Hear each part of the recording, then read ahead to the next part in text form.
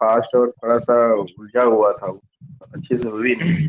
उसको एक बार चलो प्लीज माइक, आप बढ़िया से ठीक है बात करवा ठीक है, दीजिएगा। सारे सारे माइक बंद कर लो। सॉरी। तो आप क्या बता रहे थे, माइक बंद कर लो सर। आपको क्या बता रहे थे कि अभी तक आपने जो भी पढ़ा है ना, वो आपका इंटरव्यू में काम आने वाले थे। मतलब इंटरव्यू में आपसे पूछा जा सकता था कि ये होता क्या है। ठीक है, जैसे कि कोई पूछ सकता है कि ओएसआई मॉडल क्या है, नेटवर्किंग में आपको कोई पूछ लेगा ओएसआई मॉडल क्या है। कोई नहीं बोला है ओएसआई मॉडल का थोड़ा प्रैक्टिकल करके दिखाओ, क्योंकि वो थ्योरेटिकल मॉडल है, कोई आपसे नहीं कहने वाला है। मतलब अभी तक आपने जो भी पढ़ा है वो, मतलब एंड्रॉयड हैकिंग और सिस्टम हैकिंग की बात नहीं कर रहे हैं, उसके पहले तक आपने जो भी पढ़ा है वो सारे के सारे आपके इंटरव्यू वाले बेस, मतलब इंटरव्यू से रिलेटेड, इंटरव्यू में उससे रिलेटेड क्वेश्चन पूछे जाएंगे। लेकिन अब जो आप पढ़ने वाले हो ना, अब जो आप पढ़ने वाले हो, आज से जो पढ़ने वाले हो, वो पूरा का पूरा अब आपका साइबर सिक्योरिटी स्टार्ट होने वाला है। मतलब इसके अंदर वेब अटैक्स के बारे में आप पढ़ोगे कि कौन कौन से वेब अटैक्स होते हैं, उनको कैसे परफॉर्म करना होता है, उनसे कैसे बचना होता है। और साथ में हम लोग ये भी आज देखेंगे कि कैसे बॉब सूट का हम लोग यूज करते हैं, और बॉब सूट का यूज करके देखेंगे कि किस टैब का क्या मतलब होता है, उससे क्या होता है, और हम लोग क्या क्या कर सकते हैं। जैसे आप लोगों ने बताया इंस्टॉलेशन आपका हो गया, तो हम लोग इंस्टॉलेशन के आगे से अपना स्टार्ट करेंगे। तो पहले जो है ना,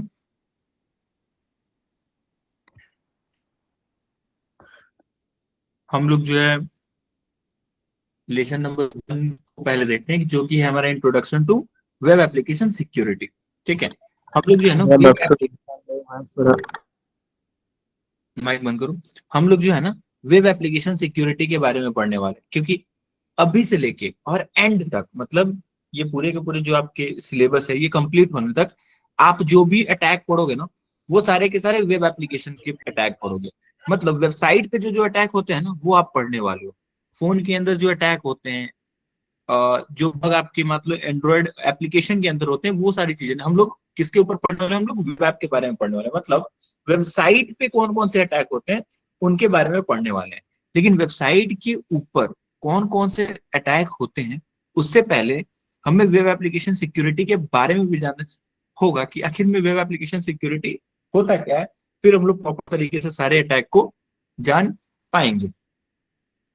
अगर हम नॉर्मली, आप लोग हैंड रेज करना, जिसका नाम लेंगे वो बोलेगा। अगर हम आपसे पूछे कि वेब एप्लीकेशन सिक्योरिटी का मतलब क्या होता है, तो आप लोग में से मतलब आप लोग क्या जवाब दोगे? हैंड रेज करना, बस जिसका नाम लेंगे वो माइक ऑन करके बताएगा।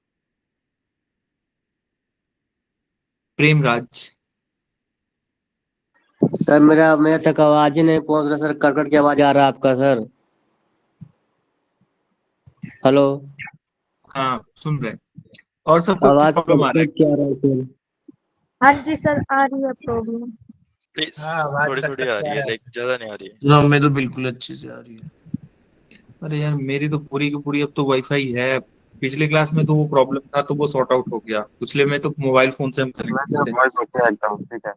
चलो ठीक है। चलो संदीप पाल, वेब ऐप सिक्योरिटी क्या होता है, वेब एप्लीकेशन सिक्योरिटी का मतलब क्या होता है? Web security sir, web related जितनी भी हैं उनमें या तो पासवर्ड लगाना या तो फिर उसको सिक्योर करना। ठीक है, विशाल। हाँ सर, वेब एप्लीकेशन सिक्योरिटी जो है उसके रिगार्डिंग जो भी वल्नरेबिलिटीज है, जो अटैकर्स अटैक करते हैं, उसके लिए हम क्या प्रोटेक्ट कर सकते हैं, डेटा कैसे प्रोटेक्ट कर सकते हैं, या फिर वेब एप्लीकेशन में वेबसाइट आता है,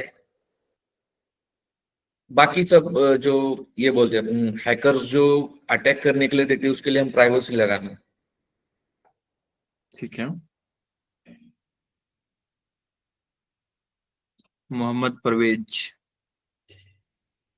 वेब एप्लीकेशन सिक्योरिटी जो है ऐसी प्रैक्टिस को बोला जाता है जिसके जरिए से हम लोग कोई भी वेबसाइट को प्रोटेक्ट करते हैं, वेब एप्लीकेशन को या फिर एपीआईज को किसी भी साइबर अटैक से या फिर अनऑथराइज एक्सेस से प्रोटेक्ट करते हैं। बहुत बढ़िया, बहुत बढ़िया। माइक बंद कर लो। देखो, अब हम लोग समझ लेते हैं कि में वेब एप्लीकेशन सिक्योरिटी होता क्या है। लेकिन ये सारा चीज पढ़ने से पहले ना, हम आपको एक चीज बता दे रहे हैं, इस लेसन के एंड तक, ठीक है, आप क्या क्या चीजें जान पाओगे और क्या क्या पढ़ पाओगे। देखो, इस क्लास के एंड तक, मतलब इस लेसन के एंड तक आप ये समझ पाओगे कि वेब एप्लीकेशन सिक्योरिटी का मतलब और इम्पोर्टेंस दोनों समझ पाओगे कि उसका मतलब क्या होता है और क्यों वो इम्पोर्टेंट है।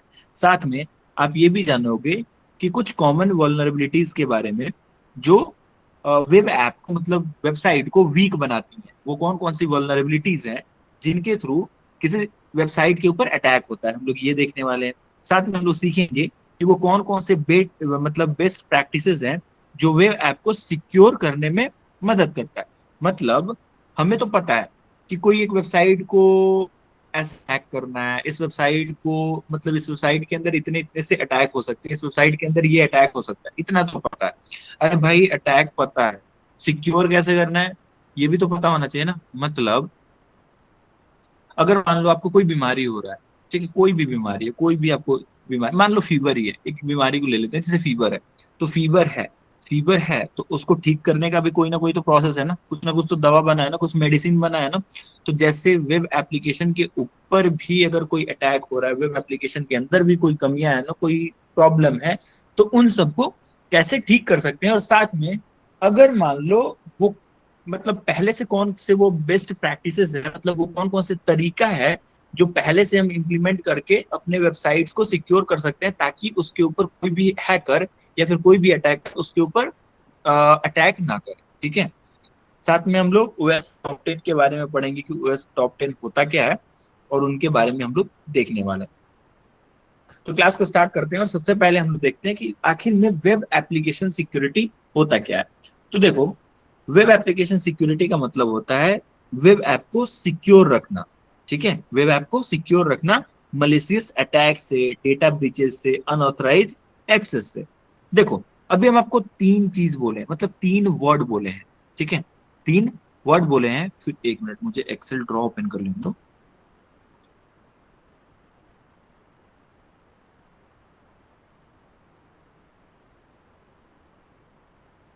फिर से रिपीट कर रहे हैं ये वर्ड, ठीक है, पूरा पूरा लाइन। वेब एप्लीकेशन सिक्योरिटी का मतलब होता है वेब ऐप को सिक्योर रखना। किस किस चीज से सिक्योर रखना? तो मलिशियस अटैक से। ठीक है,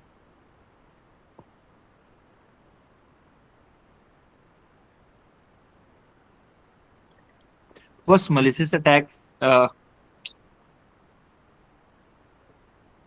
फर्स्ट मलिशियस अटैक से आपको सिक्योर रखना है। दूसरा क्या है? डेटा ब्रीचेस से।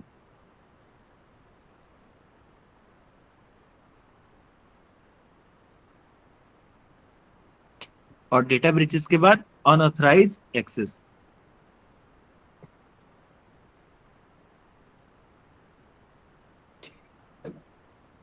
तो आपको भी क्या बोले, वेब एप्लीकेशन सिक्योरिटी का मतलब होता है वेब ऐप को सिक्योर रखना मलिशियस अटैक से, डेटा ब्रीचेस से और अनऑथराइज एक्सेस से।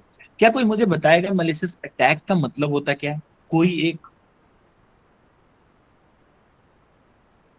हैंडल्स करना, जिसको भी पता है।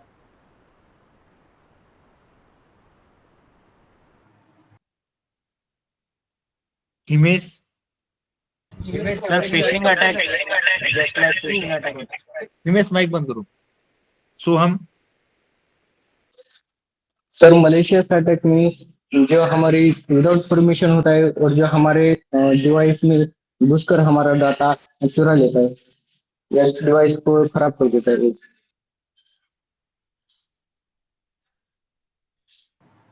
ओके, सर मालवेयर के थ्रू जो अटैक्स होता है उसको मालिशियस अटैक्स कहते हैं।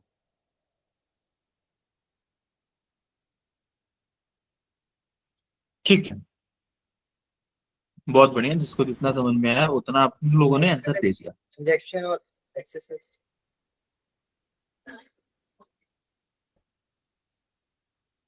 देखो, सिंपल अगर वे में अगर आपको बताया ना, सिंपल वर्ड में बताया कि मलेशियस अटैक का मतलब क्या होता है ना, तो देखो, मलेशियस अटैक का मतलब होता है जब कोई किसी सिस्टम या फिर नेटवर्क पे अपने गलत इंटेंशन के लिए जो है ना अटैक करता है। ये अटैक यूजुअली डेटा ब्रीचेस के लिए होता है, मतलब डेटा को चुराने के लिए होता है, किसी के सिस्टम का पूरा अनऑथराइज एक्सेस लेने के लिए होता है, मतलब किसी के सिस्टम को पूरा का पूरा कंट्रोल करने के लिए ये सब किया जाता है। ठीक है, तो मलिशियस अटैक का मतलब होता है जब कोई किसी सिस्टम या फिर नेटवर्क को या फिर नेटवर्क पे अपने गलत इंटेंशन के लिए उसको अटैक करता है, ठीक है, तब उसको बोलेंगे मलिशियस अटैक। अब इसके अंदर बहुत सारे अटैक होते हैं, जैसे एसक्यूएल अटैक हो गया, सीएसआरएफ हो गया, एसएसआरएफ हो गया, जो आने वाले टाइम में हम लोग पढ़ने वाले हैं। नेक्स्ट आता है आपका डेटा ब्रीचेस। अब डेटा ब्रीचेस क्या होता है? डेटा ब्रीचेस का मतलब तू बताएगा?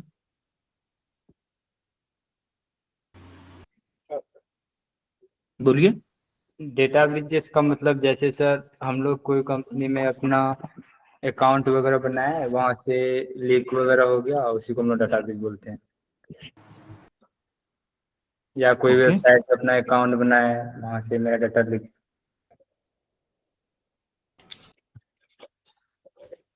देखो, डेटा ब्रीचेस का मतलब क्या होता है ना, डेटा ब्रीचेस का मतलब होता है जब किसी भी ऑर्गेनाइजेशन या फिर सिस्टम का कोई सेंसिटिव या फिर पर्सनल डेटा जो है ना किसी अनऑथराइज के हाथ में चला जाता है ना, या फिर मतलब गलत हाथ में चला जाता है, तो हम लोग बोलते हैं कि हमारा हमारा जो डेटा है ना वो चोरी हुआ। जो डेटा चोरी हुआ है ना उसी को क्या बोलते हैं? डेटा ब्रीचेस होता है, ठीक है।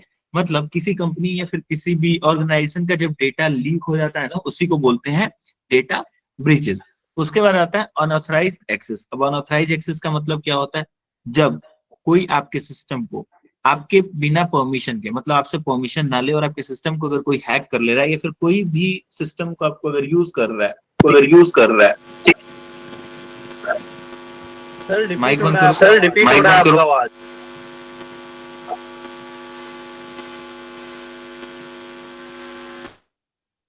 सबको हो रहा है क्या ये?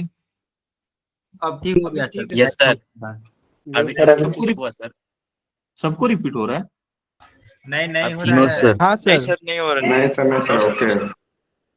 ठीक है, ठीक नहीं है, हो रहा। चलो, ठीक है, चलो। तो अभी आपको डेटा ब्रीचेस का मतलब क्या होता है? डेटा ब्रीचेस का मतलब आपको ये बताया कि जब, सॉरी, डेटा ब्रीचेस तो आपको बता दिए थे। अनऑथराइज एक्सेस के बारे में बता रहे थे। अनऑथराइज एक्सेस का मतलब क्या होता है? जब कोई आपके सिस्टम को आपके बिना परमिशन को जब आपके बिना परमिशन का यूज करता है या फिर एक्सेस ले लेता है, उसको बोलते हैं अनऑथराइज एक्सेस, ठीक है। तो web application yes security sir. का मतलब होता है, ठीक है, वेब एप्लीकेशन सिक्योरिटी का मतलब होता है, फिर से रिपीट करें, वेब ऐप को सिक्योर रखना मलिशियस अटैक से, डेटा ब्रीचेस से और अनऑथराइज एक्सेस से। मतलब सिंपल अगर वर्ड में आपको बताएं, जो भी वेबसाइट या वेब एप्लीकेशन ऐप यूज करते हो, फेसबुक हो गया, आपके बैंकिंग एप्स हो गया, अमेजोन हो गया, उनके पीछे डेटा और फंक्शन को हैकर से बचाना, ठीक है। उनके सारे जो भी आप वेबसाइट यूज करते हो उन सारे चीजों को क्या करना? हैकर से बचाना। इसी को बोलते हैं वेब एप्लीकेशन सिक्योरिटी, ठीक है। अब ये जरूरी क्यों है? वेब एप्लीकेशन सिक्योरिटी आखिर में जरूरी क्यों है, क्यों इंपॉर्टेंट है ये, इससे क्या फायदा होने वाला है? तो देखो, वेब एप्स में सेंसिटिव डेटा होता है। किसी भी एप्लीकेशन के अंदर ले लो ना, जैसे कि अगर हम लोग एग्जांपल ले लेते हैं, फेसबुक ही है। फेसबुक के ऊपर वेब एप्लीकेशन सिक्योरिटी क्यों जरूरी है? क्यों जरूरी है कि फेसबुक के ऊपर हम लोग फेसबुक को सिक्योर रखें? तो देखो, अगर फेसबुक के अंदर अगर हम लोग देखा जाए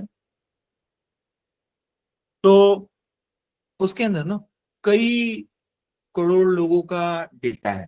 मतलब उनका नाम है, उनका एज है, इवन बहुत सारे सेंसिटिव इंफॉर्मेशन है, फोन नंबर वगैरह है, एड्रेस वगैरह है।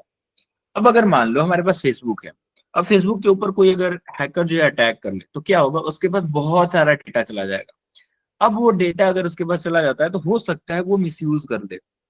तो मिसयूज अगर वो कर लेगा, ठीक है, तो उससे कुछ भी हो सकता है। हो सकता है आपका वो डेटा कहीं और यूज कर ले, किसी को भेज दे, कुछ भी। तो ऐसा ना हो, इसके लिए क्या होता है? वेब एप्लीकेशन सिक्योरिटी जरूरी होती है। जैसे मान लो आधार का ही एग्जांपल लेते हैं। आधार के अंदर क्या है? आपका नाम है, आपके पापा का नाम है, आपका आधार नंबर है, ठीक है। इवन अगर आधार की वेबसाइट पे अगर जाके आप देखोगे तो आप कितने सिम लिए हो ये भी वहां पे मेंशन है। अब अगर किसी को पूरा का पूरा एक्सेस ही मिल जाए आधार का डेटाबेस का, तो सोचो उसके पास कितना इंफॉर्मेशन जाएगा। तो हमें कहीं ना कहीं जो है ना वेब ऐप में सेंसिटिव डेटा होता है, जैसे user name, password, credit card का डिटेल्स हो सकता है, हेल्थ का रिकॉर्ड हो सकता है। तो इन सारी चीजों को बचाना हमें जरूरी है। अगर मान लो ये डेटा लीक हो जाता है तो किसी की आइडेंटिटी थेफ्ट हो सकती है, किसी कंपनी का रेपुटेशन डाउन हो सकता है। जैसे आधार ही है, हम लोग आधार सबके पास आधार के मतलब आधार से हर एक चीज होता है, लेकिन अगर आधार का डेटा ही लीक हो जाए तो क्या होगा, कल से आपका भरोसा उठ जाएगा। फेसबुक आप इतना नॉर्मली यूज करते हो, डेली जाके पोस्ट वगैरह करते हो, लेकिन आपको पता चले कि आपका जो अकाउंट है, ठीक है, उसका पूरा का पूरा डेटा कहीं ना कहीं लीक हुआ है, तो क्या होगा, आपको भरोसा नहीं उठ जाएगा। तो कहीं ना कहीं अगर आपका भरोसा उठेगा तो आप फेसबुक चलाना बंद कर दोगे।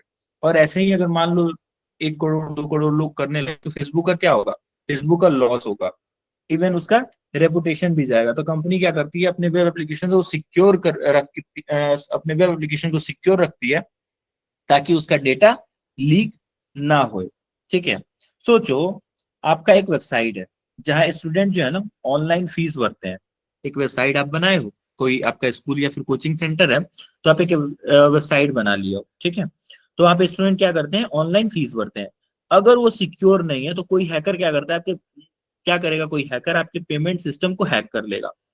अगर वो सिस्टम को हैक कर लिया तो वहां से वो क्या कर सकता है, सिस्टम का क्रेडिट कार्ड नंबर चुरा सकता है।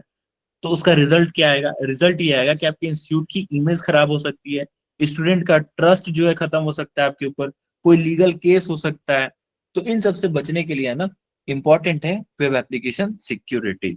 ठीक है, आगे बढ़ते हैं और देखते हैं कुछ कॉमन थ्रेट्स के बारे में जो वेब एप्लीकेशन के ऊपर होते हैं। इसके अंदर जो है ना, फर्स्ट है हमारे पास, वो है इंजेक्शन अटैक। आने वाले क्लासेस के अंदर इन सबको प्रैक्टिकली हम लोग देखने वाले हैं। अभी थोड़ा बहुत हम लोग थ्योरी में देखेंगे कि आखिर में ये होता क्या है। आने वाले क्लासेस के अंदर इन सारी चीजों को हम लोग डीप में पढ़ने वाले हैं। एसक्यूएल इंजेक्शन जैसे एक डेटाबेस के अंदर जो भी डेटा होता है, अगर वहां पे एसक्यूएल इंजेक्शन है तो हम लोग डेटाबेस को डंप करके भी देखने वाले हैं। खैर, हम लोग यहाँ पे समझ लेते हैं आखिर में इंजेक्शन अटैक क्या होता है। तो इंजेक्शन अटैक के अंदर क्या करता है ना, हैकर क्या करता है, एक मलिशियस क्वेरी डाल देता है, ठीक है, डेटाबेस के अंदर। अब उस मलिशियस क्वेरी को क्या करता है ना, जो आपका वेबसाइट है वो प्रॉपर तरीके से सैनिटाइज नहीं कर पाता है।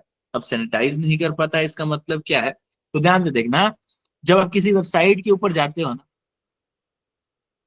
किसी भी वेबसाइट के ऊपर जाते हो और वहां पे आपको अकाउंट बनाने का ऑप्शन होता है, ठीक है, अकाउंट बनाने का ऑप्शन होता है। तो वहां पे 2-3 ऑप्शंस होते हैं, जैसे कि आपका एक नेम होता है कि भाई एक अपना नाम दे दो, ठीक है, ईमेल दे दो, ईमेल देने के बाद आपको बोलता है कि ठीक है, ईमेल के बाद एक पासवर्ड दे दो, ईमेल के बाद पासवर्ड दे दो।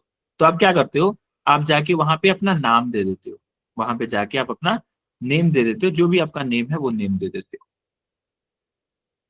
नेम के बाद क्या करते हो, आपको जो भी ईमेल है अपना ईमेल दे देते हो, ठीक है। तो फॉर एग्जांपल हम जो है ना यहाँ पे एक ईमेल दे देते हैं xyz@gmail.com। अब बारी आई मेरे पासवर्ड की। जब आप पासवर्ड देते हो ना, तो ध्यान से आप लोगों ने हमेशा गौर करा होगा, जब भी आप पासवर्ड देते हो तो एक बात को गौर करा होगा कि वहां पे वो आपसे बोलता है कि पासवर्ड की कैरेक्टर जो है ना कम से कम कोई वेबसाइट जो है वो बोलता है 12 होना चाहिए, कोई बोलता है कि 8 भी होगा तो चलेगा। साथ में वो बोलता है कि स्पेशल कैरेक्टर होने चाहिए, साथ में बोलता है अपर केस होना चाहिए, साथ में बोलता है लोअर केस होना चाहिए, साथ में बोलता है नंबर होना चाहिए, मतलब हर एक कॉम्बिनेशन होना चाहिए। तभी आप इस वेबसाइट के ऊपर अकाउंट बना सकते हो, ठीक है, तभी आप इस वेबसाइट के ऊपर अकाउंट बना सकते हो।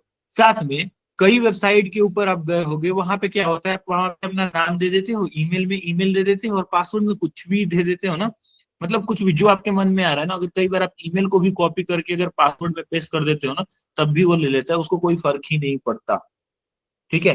तो देखो, इस वेबसाइट को फर्क नहीं पड़ता, वहां पे जो है ना पैरामीटर, जो भी आप यूजर नेम और पासवर्ड दे रहे हो ना, वो प्रॉपर तरीके से सैनिटाइज नहीं कर रहा, मतलब जो उसका कोडिंग है ना वो प्रॉपर तरीके से उसको चेक नहीं कर पा रहा कि आप जो यूजर नेम और जो मतलब उसको चाहिए और जो आप दे रहे हो वही चीज है या फिर कुछ और दे रहे हो। उसको जो भी दे रहे हो ना वो प्रॉपर तरीके से वो देखता ही नहीं है, पूरा का पूरा वो मतलब एक तरीके से क्या है ना वो, मतलब अगर नॉर्मल एग्जाम्पल में बताएं तो यहाँ पे सुनो, आपको कुछ खाने के लिए दिया जा रहा है, आप इंसान हो, ठीक है, इंसान हो तो क्या खाओगे, जो इंसान खाते हैं वही तो चीज खाओगे ना। जैसे फॉर एग्जाम्पल आप इंसान हो, अब क्या खाओगे, फूड में आप कुछ भी खा सकते हो यार, फ्रूट्स वगैरह खा सकते हो, आप वेजिटेबल वगैरह खा सकते हो, ठीक है, यही सी चीज, ये सब चीजें खाओगे, साथ में फास्ट फूड वगैरह खाओगे। अगर मान लो कोई जानवर है, ठीक है, उनका खाना क्या है, मान लेते हैं वो ग्रास वगैरह खाते हैं, घास वगैरह, ठीक है। अगर हम आपको घास दे तो क्या आप खाओगे? नहीं। क्यों? क्योंकि आपको पता है कि जो इंसान की खाने वाली चीज है वही हम खा सकते हैं, दूसरा चीज नहीं खा सकते। सेम वेबसाइट के ऊपर भी यहाँ पे होता है, जब कोडिंग किया जाता है ना, कोडिंग के अंदर जो मतलब जिस लैंग्वेज के अंदर जैसे स्किल वगैरह यूज किया जाता है, तो यहाँ पे हम लोग फंक्शन चलाते हैं कि यहाँ पे जो यूजर इनपुट दे रहा है ना, उसको प्रॉपर तरीके से पहले चेक करना है। पहले चेक करना है कि जो मेरा रिक्वायरमेंट है, जो वेबसाइट की रिक्वायरमेंट है, वही यूजर दे रहा है कि नहीं। अगर मान लो मेरा रिक्वायरमेंट ये है मेरे वेबसाइट का, हम एक नया वेबसाइट बनाया है, ठीक है, उस वेबसाइट के अंदर अकाउंट क्रिएट करने का ऑप्शन है। अब वहां पे रिक्वायरमेंट क्या है कि यूजर का कम से कम 12 कैरेक्टर का होना चाहिए, यूजर अपर केस यूज करे, लोअर केस यूज करे, साथ में स्पेशल कैरेक्टर यूज करे। अब ये सारा का सारा चीज अगर मैच हो रहा है तभी यहाँ पे उसको पासवर्ड को क्या करना है, एक्सेप्ट करना है। अगर यहाँ पे मेरा मैच नहीं करना है तो पासवर्ड को एक्सेप्ट नहीं करना है। यही होता है आपका सैनिटाइजेशन, मतलब वेबसाइट के अंदर प्रॉपर तरीके से आपके जो भी चीजें हैं, मतलब जो भी बोला जा रहा है उसको फॉलो करना है। अगर ये चीज आप फॉलो करते हो ना, तो वेबसाइट के ऊपर कम चांस है कि आपकी एसक्यूएल इंजेक्शन होगा। लेकिन कई वेबसाइट के अंदर क्या होता है, ये सारी चीजें यूज नहीं की जाती। और जब एसक्यूएल से वल्नरेबल होता है हमारा वेबसाइट, तो जब यूजर नेम और पासवर्ड में कुछ भी दे देता है ना, वो वेबसाइट चेक नहीं करता है, वो वेबसाइट जो है चेक नहीं करता। और जो आप यूजर नेम दोगे, पासवर्ड दोगे, वो डायरेक्टली क्या करता है, उसको ले लेता है। और इसके वजह से वेबसाइट के ऊपर जो है ना, आप मतलब इसके वजह से आप किसी भी वेबसाइट का पूरा डेटाबेस देख लो सकते हो। तो ये आने वाले टाइम में हम लोग देखने वाले हैं कि हैकर कैसे मलिशियस क्वेरी डाल के पूरा का पूरा डेटाबेस के अंदर घुस जाता है और उसके अंदर से पूरा का पूरा डेटा को लीक कर सकता है। जैसे कि अगर अभी हम छोटा सा अगर आपको एक एग्जांपल दिखा दें, तो चलो इसका एक एग्जांपल दिखा देते हैं। यहाँ पे देखो, एक टेस्ट पीएचपी नाम की वेबसाइट है। सर टेस्ट क्वेश्चन पीएचपी है सर, जावास्क्रिप्ट की हेल्प से होती है सैनिटाइजेशन? क्या? सर जावास्क्रिप्ट की हेल्प से होती है सैनिटाइजेशन या फिल्ट्रेशन? रुक जाओ, पहले एक चीज दिखा रहे हैं।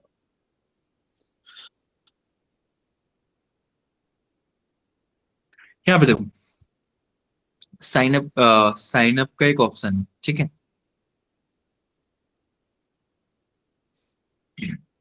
अब यहाँ पे एक साइन अप की ऑप्शन है ना, यहाँ पे हम क्या दे रहे हैं, इनपुट देना है। अब यहाँ पे देखो एक चीज है, टेस्ट यूजर नेम होना चाहिए और टेस्ट पासवर्ड होना चाहिए। तो हम देखो यहाँ पे क्या लिखते हैं, टेस्ट लिखते हैं, यूजर नेम भी, और टेस्ट लिखते हैं, पासवर्ड को यहाँ पे फिल करते हैं, सॉरी लॉग इन करते हैं। लॉग इन किए, लॉग इन हो गया, ठीक है। यहाँ से लॉग आउट करते हैं। एक मिनट रुकना।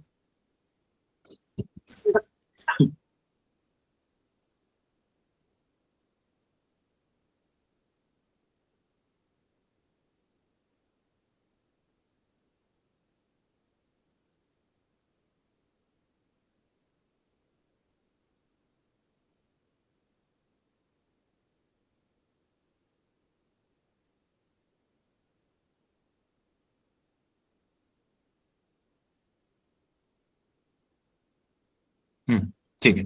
अब यहाँ पे क्या है ना, यूजर नेम भी टेस्ट था और पासवर्ड भी हमारा टेस्ट था, तो लॉग इन हो गया। अगर यहाँ पे यूजर नेम अगर मान लो,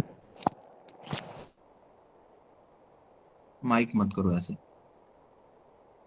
यहाँ पे एबीसी दे रहे हैं और पासवर्ड BCD कर दे रहे हैं और लॉगिन पे क्लिक कर रहे हैं, ठीक है, लॉगिन नहीं हुआ।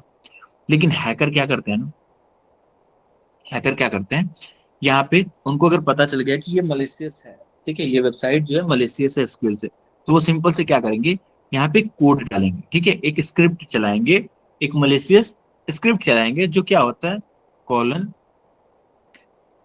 और, ठीक है, देखो यहाँ पे यूजर नेम और पासवर्ड देना है, लेकिन हम क्या कर रहे हैं, एक मलिशियस स्क्रिप्ट चला रहे हैं, 1 = 1, ठीक है, और हाइफन, ठीक है, इसको कॉपी करा, Ctrl+C करा, Ctrl+V करा, यहाँ भी पासवर्ड में भी सेव कर लिया। इसको आने वाले टाइम में हम लोग एक एक करके पढ़ेंगे कि इनका मतलब क्या होता है और क्यों ये बाईपास कर पा रहा है। अब यहाँ पे देखो लॉगिन पे क्लिक कर रहे हैं, देखो पहले टेस्ट और टेस्ट दे रहे थे तब भी लॉगिन हो गया, और इस बार एक छोटा सा मलिशियस कोड दिए तब भी लॉगिन हो गया। क्यों हुआ?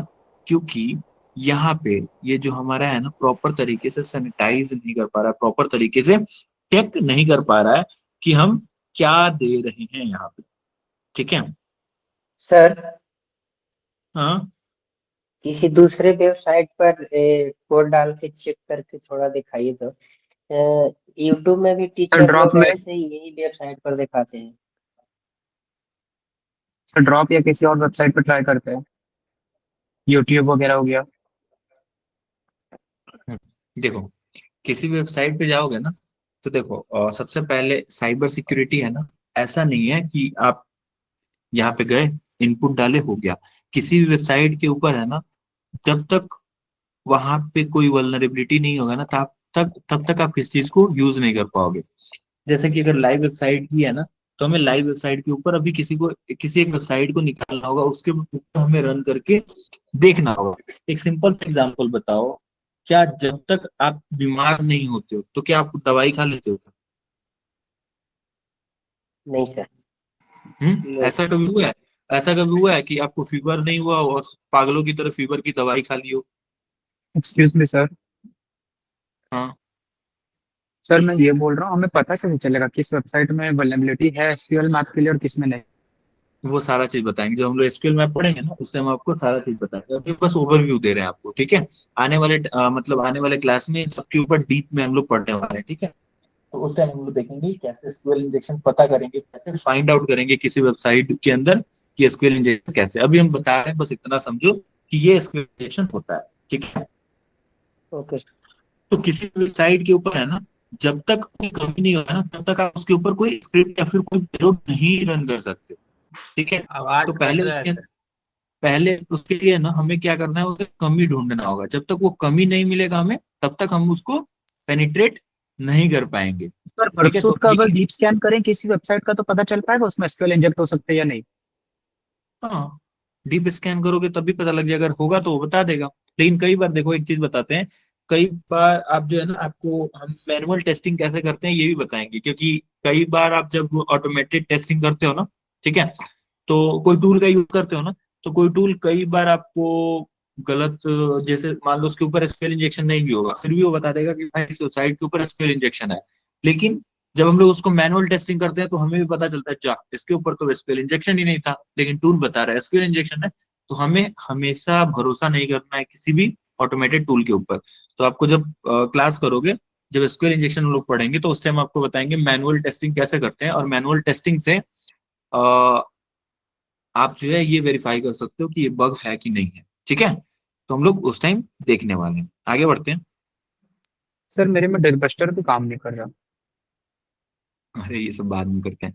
दूसरा आता है क्रॉस साइट स्क्रिप्टिंग। अभी ये ओवरव्यू है, तो बस समझते जब ये होता क्या है।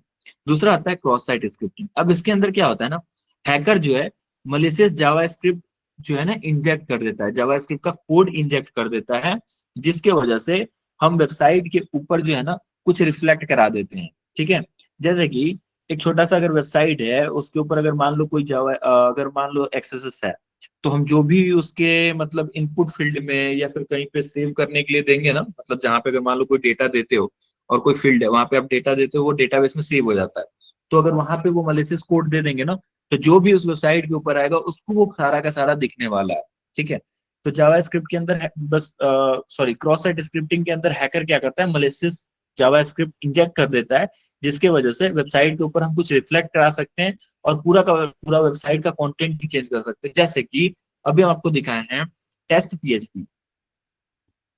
टेस्ट पीएचपी इस वेबसाइट के ऊपर जो है ना, आपको इतना सारा कंटेंट दिख रहा है, लेकिन इस वेबसाइट के ऊपर अगर मान लो जावा क्या बोलते हैं एक्सेस अगर होता, क्रॉस साइट स्क्रिप्टिंग होता, तो इस वेबसाइट के ऊपर ये पूरा का पूरा कंटेंट चेंज किया जा सकता है, और इसके ऊपर हम मूवी चला के दिखा सकते हैं। इस वेबसाइट के ऊपर आप कुछ भी कर सकते हो, आपको जो मर्जी वो कर सकते हो। इस वेबसाइट के ऊपर अपना नाम लिख सकते हो, इस वेबसाइट के ऊपर पूरा का पूरा कंटेंट डिलीट कर सकते हो, उस वेबसाइट के ऊपर आप जो मर्जी है ना वो कर सकते हो, अगर इसके ऊपर एक्सेस मिल गया तो आने वाले क्लास में वो भी हम लोग देखने वाले हैं। उसके बाद आता है आपका CSRF, cross site request forgery. अब इसके अंदर क्या होता है ना, इसके अंदर हैकर जो है यूजर्स के सेशन का मिसयूज करता है, और उसका मिसयूज करके बिना यूजर के नॉलेज का एक्शन करवा लेता है। फॉर एग्जाम्पल, एक अटैक के अंदर क्या होता है, मान लो एक छोटा सा एग्जांपल दे रहे हैं, हम भी SBI यूज करते हैं, आप भी SBI यूज करते हो। SBI में ऑनलाइन बैंकिंग यूज करने के लिए मेरा भी सेम मेथड है, आपके लिए भी सेम मेथड है। या फिर उसको छोड़ो, पेटीएम, पेटीएम आप भी यूज करते हो, हम भी यूज करते हैं, ठीक है। जब पेटीएम में पेमेंट करना होता है तो आप क्या करते हो, QR को स्कैन करते हो, और जैसे ही QR को स्कैन करते हो आपके पास नेक्स्ट ऑप्शन आता है कि आपको क्या करना है, पेमेंट डालना है। पेमेंट डाल के जैसे ही ओके करते हो, उसके बाद आपसे बोलता है UPI पिन डालो। आपके में भी सेम प्रोसेस वही है, मेरे को भी पेमेंट करना है तो सेम प्रोसेस वही है। वैसे ही बैंकिंग के ऊपर कोई भी एक बैंकिंग ले लेते हैं, जैसे मान लो SBI में आपको भी अगर ऑनलाइन बैंकिंग करना है तो सेम आप भी वही प्रोसेस यूज करते हो। मुझे भी बैंकिंग अगर SBI का नेट बैंकिंग यूज करना है तो सेम हम भी वही प्रोसेस यूज करेंगे। लेकिन यहाँ पे होता क्या है, हैकर जो है ना इसी सेम प्रोसेस का मतलब फायदा उठाता है। इसके अंदर क्या करता है हैकर, एक CSRF अगर वल्नरेबिलिटी मिल गई, क्रॉस साइट रिक्वेस्ट फॉर्जरी अगर वल्नरेबिलिटी मिल गई, तो अगर हैकर जो है CSRF टोकन जनरेट करता है, ठीक है, और एक CSRF टोकन जनरेट करके आपको भेज देगा या फिर एक लिंक भेज देगा। और जैसे ही आप उस लिंक पे क्लिक करोगे, आपके अकाउंट से मेरे अकाउंट में क्या होगा, जितना अमाउंट वहां पे होगा उतना अमाउंट ट्रांसफर हो जाएगा। मतलब अगर आप चाहो तो किसी वेबसाइट के ऊपर अगर हैकर चाहे, अगर वहां पे CSRF है तो आपका ईमेल आईडी हम चेंज कर सकते हैं, आपका यूजर नेम चेंज कर सकते हैं। और चेंज मुझे नहीं करना है, हम एक छोटा सा आपको लिंक दे देंगे, और लिंक पे जैसे ही आप क्लिक करोगे आपका नेम चेंज हो जाएगा, आपका ईमेल आईडी चेंज हो जाएगा। जो मुझे चेंज करवाना होगा वो चेंज करा सकते हैं, बस एक छोटा सा लिंक से या फिर एक छोटा सा स्क्रिप्ट आपको भेज के, और आपको पता भी नहीं चलेगा। ये सारा होगा कैसे, तो देखो इसके अंदर क्या है ना, आप किसी वेबसाइट के ऊपर जाते हो ना तो आपका एक कुकीज बन जाता है, कुकीज बन जाता है। और कुकीज क्या करता है, आपको याद रखता है हमेशा। नेक्स्ट टाइम जब आप उस वेबसाइट पे जाते हो तो कुकीज क्या करता है, बोलता है ये तो मेरा जाना पहचाना है, ठीक है, इसको हम पहले से जानते हैं। उस टाइम वो आपको लॉग इन करने के लिए नहीं बोलता है, लेकिन इसी का फायदा हम लोग उठाते हैं। जो भी हैकर होता है ना उसी का फायदा उठाते हैं। और अगर CSRF है तो वो कुछ भी कर सकता है, ठीक है। तो ये सारे के सारे एक क्लास के अंदर तो नहीं पढ़ सकते, अभी ओवरव्यू दे रहे हैं, नेक्स्ट क्लास में हम लोग सारे पढ़ने वाले हैं। हाँ? मतलब बिना किसी की कुकीज चुराए भी CSRF से बंदे का ऑथेंटिकेशन आराम मतलब से आप ऑथराइजेशन मिल वहां पे, सकता है। आप किसी वेबसाइट के ऊपर हो ना, आपका यूजर नेम हम यहाँ से छोटा सा लिंक भेजेंगे, आप उस लिंक पे क्लिक करोगे ऑटोमेटिक आपका यूजर नेम चेंज हो जाएगा। Excuse me sir. सर ये लिंक भेजेंगे कहाँ पर सर, ये थोड़ा बता दीजिए। जैसे आपको नॉर्मली कहीं विक्टिम को भेज सकते भेजेंगे। हैं आप विक्टिम को जो है ना उसको आप व्हाट्सएप पे भेजो, जहां भी भेजो। जैसे आप क्या करते हो, कोई भी लिंक आता है उस पर क्लिक करते हो ऑटोमेटिक आपके फोन पे ओपन हो जाता है। एक चीज बताओ, simple simple simple simple simple, छोड़ो, बहुत बढ़िया एग्जांपल बताते हैं, सुनो। क्या करना ना, आप लोग फेसबुक यूज करते हो? नहीं। नहीं करते? सर। नहीं करते? हाँ ये नो सर। ठीक है। इंस्टा यूज करते हो? हाँ सर, यस इंस्टा का सर। सामान है हाँ सर, फेसबुक घर इंस्टा वालों करते के हैं। लिए। Yes sir. Insta yes use sir. करते, इंस्टा सब यूज यूज करते हो? चलो चलो, इंस्टा का एग्जांपल लेते हैं। देखो रील्स वगैरह भेजने का आदत है ना सबको, सारे रील्स भेजते हो जी सर। पूरे दिन? ठीक बहुत है, सर। बहुत ज्यादा ही बहुत सर। ठीक है। अब यहाँ पे देखो क्या होता है ना, कि आप अभी इंस्टाग्राम देख रहे हो, ठीक है, और इंस्टाग्राम देख रहे हो, और एक और इंसान है, ठीक है, कोई एक इंसान है जिसका इंस्टाग्राम, मतलब इंस्टाग्राम पे वो ना ही फॉलो वगैरह आप करके नहीं रखे हो, मतलब आपका इंस्टाग्राम पे वो फ्रेंड नहीं है। अब मान लो कोई एक यहाँ पे मुझे लिख लेने दो आप लोग के लिए, एक ए कोई एक पर्सन है और एक कोई पर्सन है बी, ठीक है, दो लोग हैं, दो लोग हैं, ठीक है। अब जो है ना ए और बी, अब क्या हुआ ना कि आप दोनों एक दूसरे से फ्रेंड नहीं हो, मतलब फ्रेंड तो हो लेकिन कहने का मतलब इंस्टाग्राम पे फ्रेंड नहीं हो, एक दूसरे को फॉलो नहीं किए हो। अब ए को जो है ना बी को रील्स भेजना है, तो ए जो है बी को रील्स कैसे भेजेगा, फ्रेंड तो है नहीं कि डायरेक्टली इंस्टाग्राम पे भेज देगा। तो ये क्या करेगा ना, ए जो है इंस्टाग्राम पे शेयर का ऑप्शन होता है ना, वहां से होता है ना कि व्हाट्सएप पे आप भेज सकते हो, तो ए क्या करेगा, व्हाट्सएप के थ्रू बी को भेज देगा। अब जैसे ही बी क्लिक करता है, तो दो तरीका देखना, दो तरीके से होता है। यदि बी के पास इंस्टाग्राम ऐप इंस्टॉल्ड है तो वो एप्लीकेशन के अंदर ओपन हो जाता है वो वीडियो। अगर इसके पास अगर वो ऐप नहीं है तो वो ब्राउजर के अंदर ओपन होता है। ऐसा कभी आप लोगों ने देखा है? हाँ जी सर, होता है। जी सर। हाँ हाँ सर। सर, जी सर। होता है ना। अब देखो यही सेम चीज होता है अगर आप इंस्टाग्राम क्या किए होगा ना, अगर इंस्टाग्राम आप अपने एप्लीकेशन इंस्टाग्राम का एप्लीकेशन आप यूज नहीं कर रहे हो, इंस्टाग्राम के वेबसाइट से यूज कर रहे हो, मतलब मुझे जो है ना, मान लेते हैं तो इंस्टाग्राम आई होप वेबसाइट के ऊपर चलता है कि नहीं चलता है, मुझे अभी ध्यान में नहीं है, क्या मान लेते हैं इंस्टाग्राम के वेबसाइट पे जाते हैं या फिर फेसबुक पे जाते हैं। फेसबुक तो ऑनलाइन हम लोग वेब पे यूज कर लेते हैं। अब यहाँ पे क्या हुआ, यूजर नेम और पासवर्ड देके हम लॉग इन कर लिए, मेरा यहाँ पे लॉग इन हो गया और मेरा एक कुकीज जो है सेव हो गया। अब मुझे ना, कोई अगर एक लिंक भेजेगा ना, उस लिंक पे जैसे ही क्लिक करेंगे तो मेरे अकाउंट से हम आराम से डायरेक्टली लॉग इन करने के लिए मुझे नहीं बोलेगा और हम डायरेक्टली उस वीडियो को देख लेंगे। अब अगर मान लो फेसबुक के अंदर अगर CSRF है, cross site request forgery attack, अगर इस वेबसाइट के ऊपर पॉसिबल है, तो कोई जो है ना एक छोटा सा लिंक बना के मुझे भेज सकता है और मेरे फेसबुक का पूरा पूरा यदि ईमेल चेंज कर सकता है, मेरे फेसबुक का पासवर्ड चेंज कर सकता है, या फिर मेरे फेसबुक का फोन नंबर चेंज कर सकता है। क्यों चेंज कर सकता है? क्योंकि एक चीज बताना, मेरे लिए भी लॉगिन करने का या फिर फॉरगेट पासवर्ड करने का तरीका सेम है। अगर हम फॉरगेट पासवर्ड पे क्लिक करते हैं तो मेरे से भी ये बोलेगा पहले आप अपना ईमेल आईडी दो और सर्च पे क्लिक करो। आप भी अगर करोगे तो सेम प्रोसेस है, दोनों के लिए सेम प्रोसेस है। मतलब हम अगर यहाँ से कोई लिंक जनरेट करके, एक टोकन जनरेट करके उसको लिंक में, मतलब आपको बताएंगे कैसे होता है, अगर वो सारा का सारा कन्वर्ट करके हम आपको बस लिंक भेज दे, आप जैसे ही क्लिक करोगे ना, तो जो भी वहां पे हम पासवर्ड दिए रहेंगे ना, वो ऑटोमेटिक आपके फेसबुक का पासवर्ड सेट हो जाएगा। और एक फेसबुक का पासवर्ड चेंज सेट हो गया, तो अगर मान लो मुझे मुझे यूजर नेम पता है और पासवर्ड आपका चेंज कर लिया, तो अब जरूरत नहीं है आपकी, हम डायरेक्टली लॉग इन कर सकते हैं आपके अकाउंट के अंदर। तो ये सारा का सारा पॉसिबल होता है CSRF, तो क्रॉस सर साइट हम रिक्वेस्ट। टोकन में पहले ये चीज डाल अपना पासवर्ड भेजते हैं, या फिर जब वो लिंक पर क्लिक करेगा कोई, फिर हमारे पास एक्सेस आएगा तब चेंज कर सकते हैं? कैसे होती है सर ये प्रोसेस? ओके, फिर से रिपीट करना। सर कि हम टोकन के अंदर पासवर्ड को भेजेंगे, या फिर पहले टोकन भेजेंगे, फिर सामने वाला लिंक पर क्लिक करेगा, फिर उसके बाद हम पासवर्ड सेट करेंगे, कि कैसे होएगा ये सब? देखो क्या होता है ना, बताते हैं। हैकर क्या करता है ना, पहले यहाँ पे दो फील्ड दिख रहा है, जैसे मान लो इसी के ऊपर CSRF है, तो हैकर क्या करता है ना, वो अपसूट के अंदर पहले डेटा को कैप्चर करता है, मतलब एक छोटा सा टेम्प कोई भी यूजर नेम दे देगा और एक छोटा सा टेम्प पासवर्ड दे देगा, और लॉगिन पे जैसे ही क्लिक करेगा ना, लॉगिन पे क्लिक करेगा, इसका रिक्वेस्ट पूरा पूरा बॉबसूट के अंदर कैप्चर कर लेगा। अब जैसे ही कैप्चर किया ना, उसके बाद हमें क्या करना होता है, CSRF टोकन जनरेट करना होता है, और जनरेट के अंदर जाते हैं, एक छोटा सा हमारा HTML का टाइप का कोड जनरेट होता है। उस कोड के अंदर है ना, हम लोग यूजर नेम और पासवर्ड को क्या करते हैं, चेंज कर देते हैं, जो भी हमें सेट करना है ना वो सेट कर देते हैं, और उसके बाद उस चीज को हम भेज देते हैं किसको, हमारे जो भी विक्टिम है उसको, और विक्टिम जैसे उस पर क्लिक करेगा, डायरेक्टली जो हम वहां पे सेट किए रहेंगे ना वो चेंज हो जाता है। ठीक है। Okay sir. सर एंड एक डाउट होता है कि इंस्टाग्राम पे एक आता नहीं कि कमेंट में बोलते हैं, जैसे कि कोई बोलता है कि कमेंट करो DM एंड मैं आपको AI का लिंक भेज दूंगा, एंड सर उसको तो हम चेक भी नहीं कर सकते, क्योंकि वहां पे सिर्फ बटन होता है कि क्लिक करने का, ना तो उससे हम तो उससे सर हमारी जो इंफॉर्मेशन है वो लीक हो सकती है, या उससे कोई फिशिंग लिंक आ सकता है उसमें?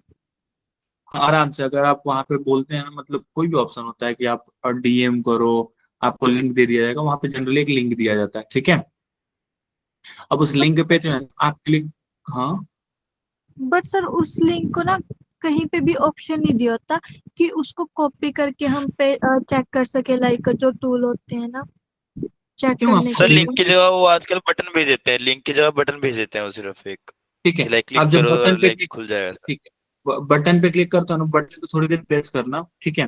कई बार क्या होता है ना, वहां पे एक लिंक, कॉपी लिंक करके एक ऑप्शन आता है, अगर वहां पे है तो ठीक है, नहीं तो दूसरा तरीका ये है, सिंपल से हम आपको बताते हैं कि जब भी आपको पता हो ना कि ये मलिशियस है नहीं है, सिंपल सा इंटरनेट को ऑफ कर लो, ठीक है, इंटरनेट को ऑफ कर लो, वो क्लिक करो। कई बार क्या होता है, आपका वो जो लिंक है ना वो ओपन हो जाता है आपके ऑफलाइन में, और ऑफलाइन में जब वो लिंक ओपन होगा, लिंक को सिंपली कॉपी करना है, वहां से टैब को क्लोज कर देना है, ठीक है, फिर इंटरनेट को ऑन करना है, और हमारे पास कुछ टूल्स हैं, वहां पे जाके लिंक को पेस्ट करके चेक कर सकते हैं मलिशियस है कि नहीं है।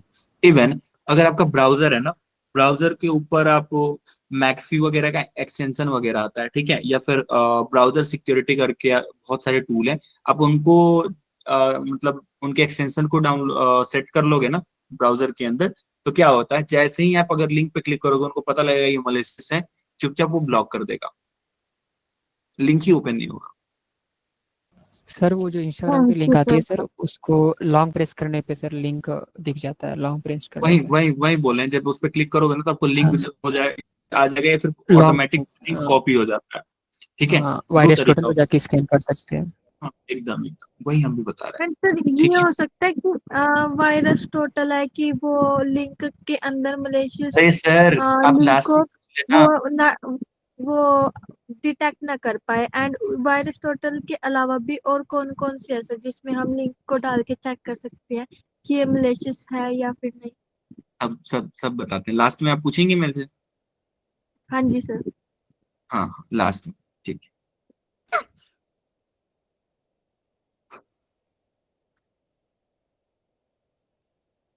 लास्ट में सबका डाउट लेते हैं, ठीक है। तो ये सारे भी हम लोग देख लिए। उसके बाद है ब्रोकन ऑथेंटिकेशन।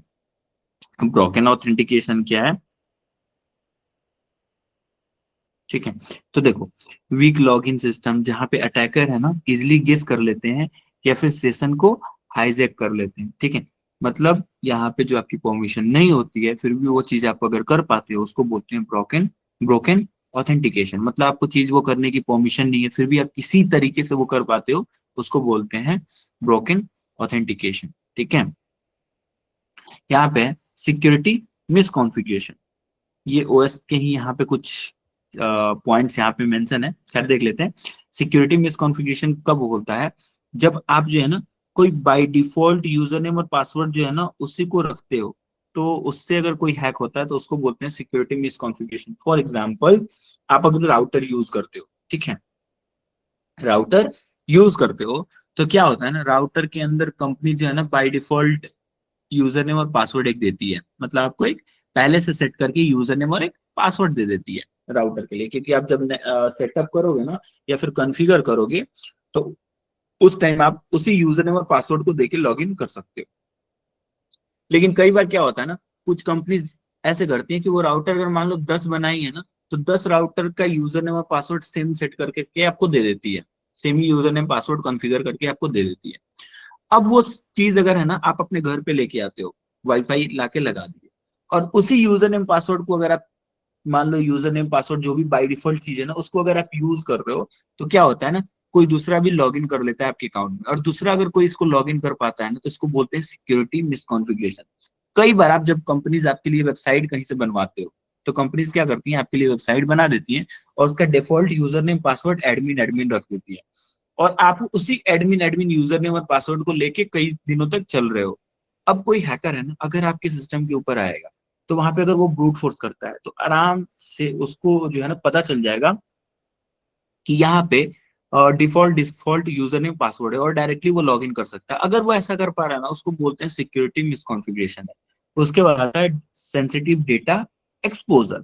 अब ये क्या होता है, तो जो डेटा है ना बिना इंक्रिप्शन के अगर भेजा जाता है ना, जैसे HTTP के ऊपर भेजा जा रहा है, HTTPS का यूज नहीं किया जा रहा है, तो वहां पे अगर ऐसा कुछ हो रहा है तो डेटा हमारा लीक होता है। वहां पे बोलते हैं जो भी हमारा सेंसिटिव डेटा है वो क्या हो रहा है, लीक हो रहा है। अगर ऐसा कुछ होता है तो उसको सेंसिटिव डेटा एक्सपोजर के अंदर डालते हैं। उसके बाद आता है अनवैलिडेटेड रीडायरेक्ट्स एंड फॉरवर्ड, मतलब यूजर्स को मलिशियस साइट पे रीडायरेक्ट कर देना। अगर ऐसा कुछ हो रहा है तो उसको क्या बोलेंगे, अनवैलिडेटेड रीडायरेक्ट्स एंड फॉरवर्ड्स, ठीक है।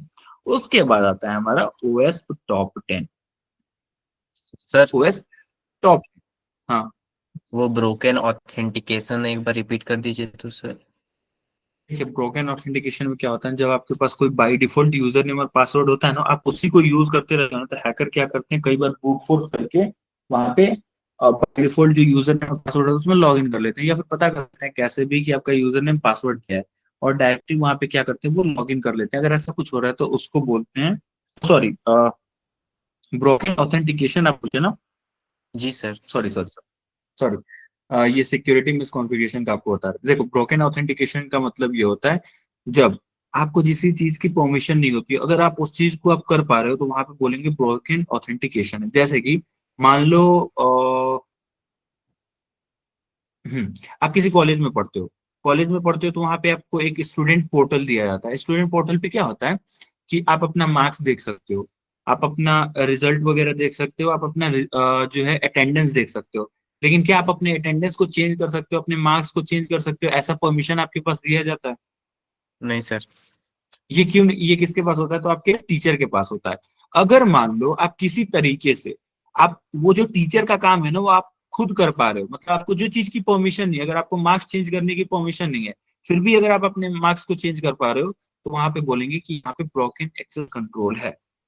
अच्छा। ठीक है, मतलब आपकी जितनी परमिशन है उससे ज्यादा अगर आप चीज को कर पा रहे हो, तो वहां पे बोलेंगे ब्रोकन एक्सेस।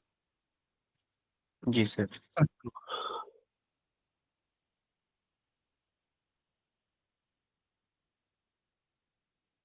एक मिनट रुकना।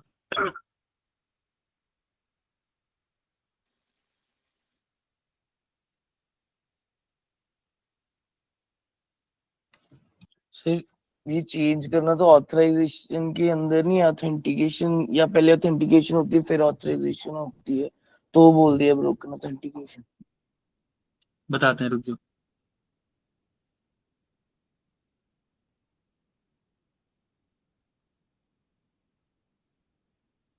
एक मिनट रुकना थोड़ा।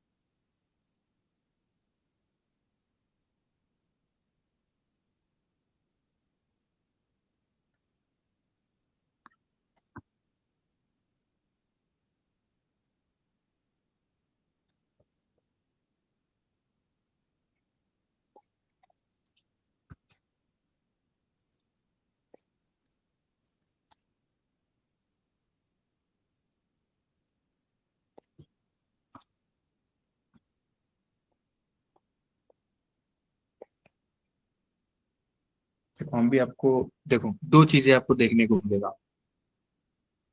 एक जो है ना ब्रोकन एक्सेस कंट्रोल मिलेगा और दूसरा ऑथेंटिकेशन मिलेगा। ठीक है, दो चीज आपको देखने को मिलेगा। अब ध्यान से सुनो, शायद से हम रिपीट कर दिए थे आपको, ये क्या बोलते हैं,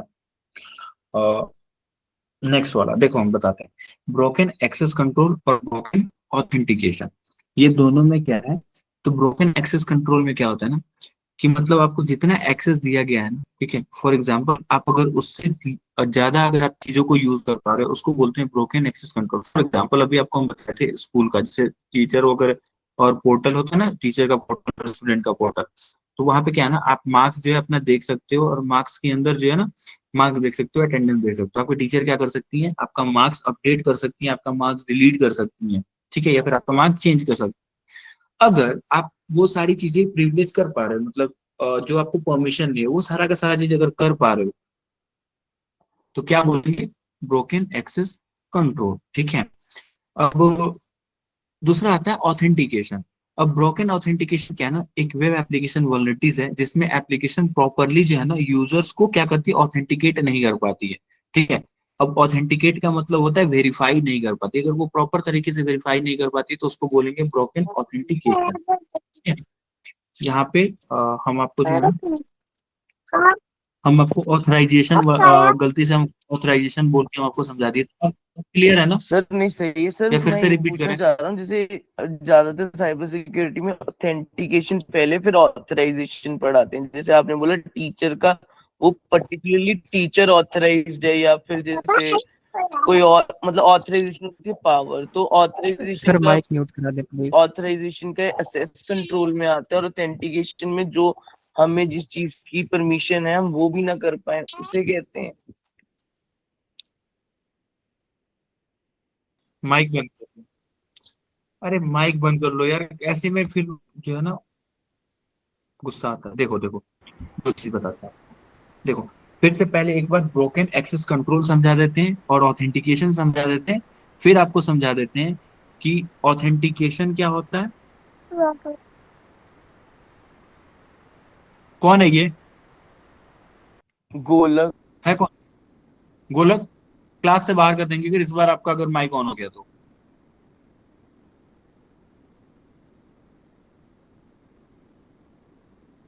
सर जैसे एडमिन बनना ऑथराइजेशन हो गई ना। बताते हैं। देखो पहले एक बार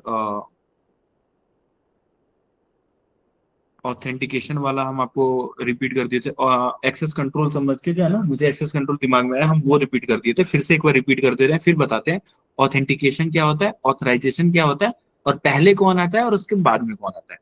पहले आता है ना broken access control.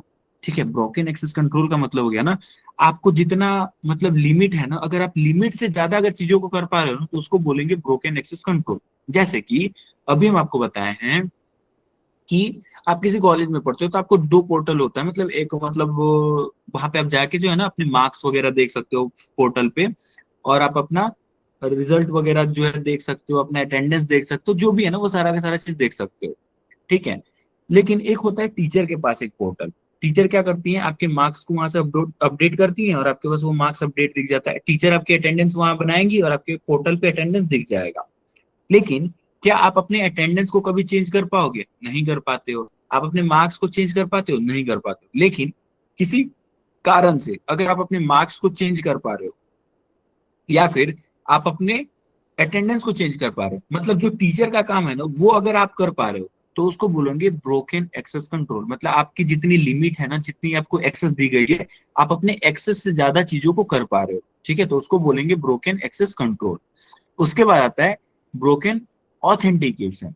Broken authentication मतलब यहाँ पे जब वीक चीजें यूज होती है ना, वीक लॉगिन सिस्टम यूज होता है, उसको बोलते हैं। मतलब ब्रोकन ऑथेंटिकेशन एक वेब एप्लीकेशन वल्नरेबिलिटी है जिसमें एप्लीकेशन प्रॉपरली यूजर ऑथेंटिकेट और सेशन मैनेज को सिक्योर नहीं कर पाता है। ठीक है, मतलब अगर ऑथेंटिकेशन का मतलब होता है वेरीफाई नहीं कर पाता, प्रॉपर तरीके से यूजर नेम और पासवर्ड को ऑथेंटिकेट नहीं कर पाता है, तो बोलेंगे ब्रोकन ऑथेंटिकेशन है इसके ऊपर।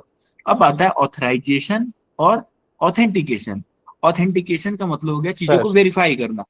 रुक जाओ। सर ऑथेंटिकेशन का मतलब हो गया वेरीफाई करना। जैसे हम अपना यूजर नेम और पासवर्ड देते हैं तो वेरीफाई करना कि हम वो मतलब यहाँ पे लॉग्ड इन मतलब पहले से रजिस्टर्ड यूजर है कि नहीं। जैसे आप फेसबुक पे जाते हो, आप अपना ईमेल देते हो और अपना पासवर्ड देते हो, फेसबुक क्या करता है, चेक करता है। ठीक है, कि आपका डेटा उसके डेटाबेस में है कि नहीं, आपका यूजर नेम और पासवर्ड उसके डेटाबेस में है कि नहीं। जो वो होता है ना उसको बोलते हैं ऑथेंटिकेशन, चेक करना। और ऑथराइजेशन का मतलब हो गया आपको किसी चीज की परमिशन देनी। ठीक है, तो पहले ऑथेंटिकेशन होता है, पहले आपको वेरीफाई किया जाता है, फिर आपको ऑथराइज किया जाता है कि आपको क्या करना है और क्या नहीं करना है। समझ में आया? Yes sir. तो सर ब्रोकन ऑथेंटिकेशन और सिंपल ऑथेंटिकेशन में क्या डिफरेंस है? देखो सिंपल ऑथेंटिकेशन में होता है ना, सिंपल ऑथेंटिकेशन में आपको देखा जाता है कि आप यूजर हो कि नहीं हो। ठीक है, मतलब ऑथेंटिकेट किया जाता है, वहां पे चेक किया जाता है यूजर नेम और पासवर्ड डेटाबेस में, अगर है तो लॉग इन करा दो, नहीं है तो नहीं कराओ। लेकिन ब्रोकन ऑथेंटिकेशन में क्या होता है ना, आपका यूजर नेम पासवर्ड जो है ना वो प्रॉपर तरीके से चेक नहीं हो पाता है। ठीक है, जो हमारा डेटाबेस है जो वो प्रॉपर तरीके से चेक नहीं कर पाता है, जिसकी वजह से वहां पे वेरीफाई नहीं हो पाता है कि यूजर है कि नहीं है। अगर ऐसा कुछ है, अगर आप यूजर ना होके भी लॉगिन कर पा रहे हो, तो वहां पे बोलेंगे ब्रोकन ऑथेंटिकेशन है। ठीक है, सही है ओके सर। मतलब sir, broken thank you. Access control में जिस बच्चे को टीचर का मिल गया तो उसका मतलब वो ऑथराइज हो रहा है टीचर की तरह, तो वो मतलब मार्क्स अपने चेंज मतलब कहने का करता है, मतलब कह सकते हैं। चीजों की परमिशन नहीं है, मतलब आपको वो करने का परमिशन नहीं है, फिर भी अगर आप कर पा रहे हो तो उसको बोलेंगे ब्रोकन एक्सेस कंट्रोल। सिंपल ये जो कि आपको जो चीज करने की लिमिट नहीं है या फिर आप जो करने की परमिशन नहीं है, फिर भी अगर आप वो कर पा रहे हो तो बोलेंगे उसको कि ब्रोकन एक्सेस कंट्रोल है वहां पे। तो समझे? समझ गए वो। सर चलो ऑथेंटिकेशन और एक बार समझा दीजिए, समझ नहीं पाया। एक्सेस कंट्रोल समझ गए सर। सिंपल से एग्जांपल दे दीजिए ना सर ब्रोकन ऑथेंटिकेशन का। जैसे सर मैं आपका कर लूं, मुझे मिल जाए आपका अकाउंट फेसबुक का, तो वो ब्रोकन ऑथेंटिकेशन में चेक नहीं कर पाया सेशन कुकीज को। ठीक है, ठीक है, किसको डाउट, माइक बंद करो, किसको डाउट था ये क्वेश्चन? मुझे सर, ओम कुमार, फिर से रिपीट करना आप अपने क्वेश्चन को। सर ब्रोकन ऑथेंटिकेशन तो का और एक बार सिंपल सा एग्जांपल देकर समझा दीजिए ना। ब्रोकन ऑथेंटिकेशन को फिर से बता एक्सेस कंट्रोल समझ आ गया सर, एग्जांपल उसे देकर समझा दीजिए तो अच्छा लगा। ठीक है, चलो चलो यहाँ पे देखो,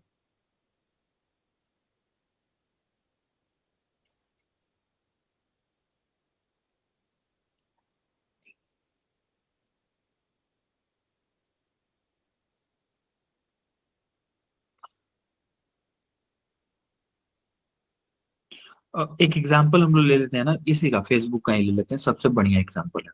ठीक है, पहले ये समझ लेते हैं ऑथेंटिकेशन क्या होता है। ऑथेंटिकेशन का मतलब होता है ना वेरीफाई करना, यूजर कौन है, मतलब जैसे कि यूजर नेम और पासवर्ड से वेरीफाई करना, ओटीपी फिंगरप्रिंट से वेरीफाई करना। ठीक है, जैसे आप क्या होता है ना कि यहाँ पे क्या है ना, आप अपना ईमेल आईडी देते हो और पासवर्ड देके जैसे ही लॉगिन पे क्लिक करते हो ना, बैकएंड में क्या होता है ना, डेटाबेस से चेक होता है। ठीक है, कि डेटाबेस में ये यूजर है कि नहीं। जैसे मान लो कुछ भी हम यहाँ पे दे देते हैं, यहाँ पे एक जो है ना, ये मुझे भी नहीं मालूम कि ये ईमेल आईडी और पासवर्ड डेटाबेस में है कि नहीं। हम इसको क्या किया ना, यहाँ पे ईमेल दे दिए और सिंपल से इसको पासवर्ड को दे दिया और लॉगिन पे क्लिक कर रहे हैं। लॉगिन पे जैसे ही क्लिक किए ना, ठीक है, थोड़ा सा वेट करते हैं, लॉगिन पे क्लिक किए तो यहाँ पे क्या लिख के आ रहा है, the email address you enter isn't connected to an account. ठीक है, अब इसका मतलब क्या हुआ, यहाँ पे ये हुआ ना कि हम जो यूजर नेम और पासवर्ड दिए ना, ये बैकएंड में क्या हो रहा है, चेक हो रहा है, डेटाबेस से चेक हो रहा है कि ये यूजर, मतलब इस नाम का यूजर और इस पासवर्ड का कुछ है कि नहीं, डेटाबेस के अंदर ये यूजर नेम और पासवर्ड है कि नहीं। अगर है तो ये डायरेक्टली क्या होता है, लॉगिन हो जाता। अगर नहीं है ना, तो ये मुझे एक एरर दे दिया कि ये जो है ना, ये अकाउंट डेटाबेस के अंदर नहीं है, फिर ये कनेक्टेड नहीं है। ठीक है, तो ये क्या कर रहा है, ऑथेंटिकेट कर रहा है, ऑथेंटिकेट कर रहा है कि हाँ उस डेटाबेस के अंदर यूजर है कि नहीं है। अगर है तो लॉगिन करा दो, अगर नहीं है तो एरर दे दो कि भाई तुम्हारा अकाउंट मेरे पास नहीं है, पहले तुम्हें क्या करना होगा, अकाउंट बनाना होगा। लेकिन क्या हो अगर ना कि यहाँ पे हम यूजर नेम और कोई भी पासवर्ड दें और ये वेरीफाई, एक मिनट रुकना, और ये जो है ना वेरीफाई ना कर पाए, ठीक है, कि ये यूजर है कि नहीं, ये यूजर नेम पासवर्ड सही है गलत है, और लॉगिन हो जाए, उसको बोलेंगे ब्रोकन ऑथेंटिकेशन। ठीक है, जब एप्लीकेशन ऑथेंटिकेशन और सेशन मैनेजमेंट को सही से इंप्लीमेंट नहीं करता है, तो अटैकर बिना प्रॉपरली लॉगिन या फिर किसी और के क्रेडेंशियल सेशन का मिसयूज करके सिस्टम में घुस सकता है। समझे? मतलब अकाउंट होना चाहिए तो ही ऑथेंटिकेट हो, किसी और का ऑथेंटिकेट कर दे हमें नकली पासवर्ड से या वैसे। हाँ जी सर, क्लियर हो गया, थैंक यू। ठीक है सर, ऑथराइजेशन का एक एग्जांपल हो जाए ना सर। एडमिन ऑथराइजेशन, ऑथराइजेशन का फिर से एग्जांपल दे।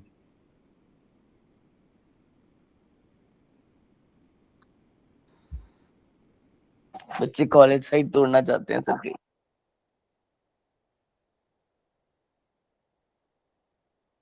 चलो एक और एग्जांपल लेते हैं।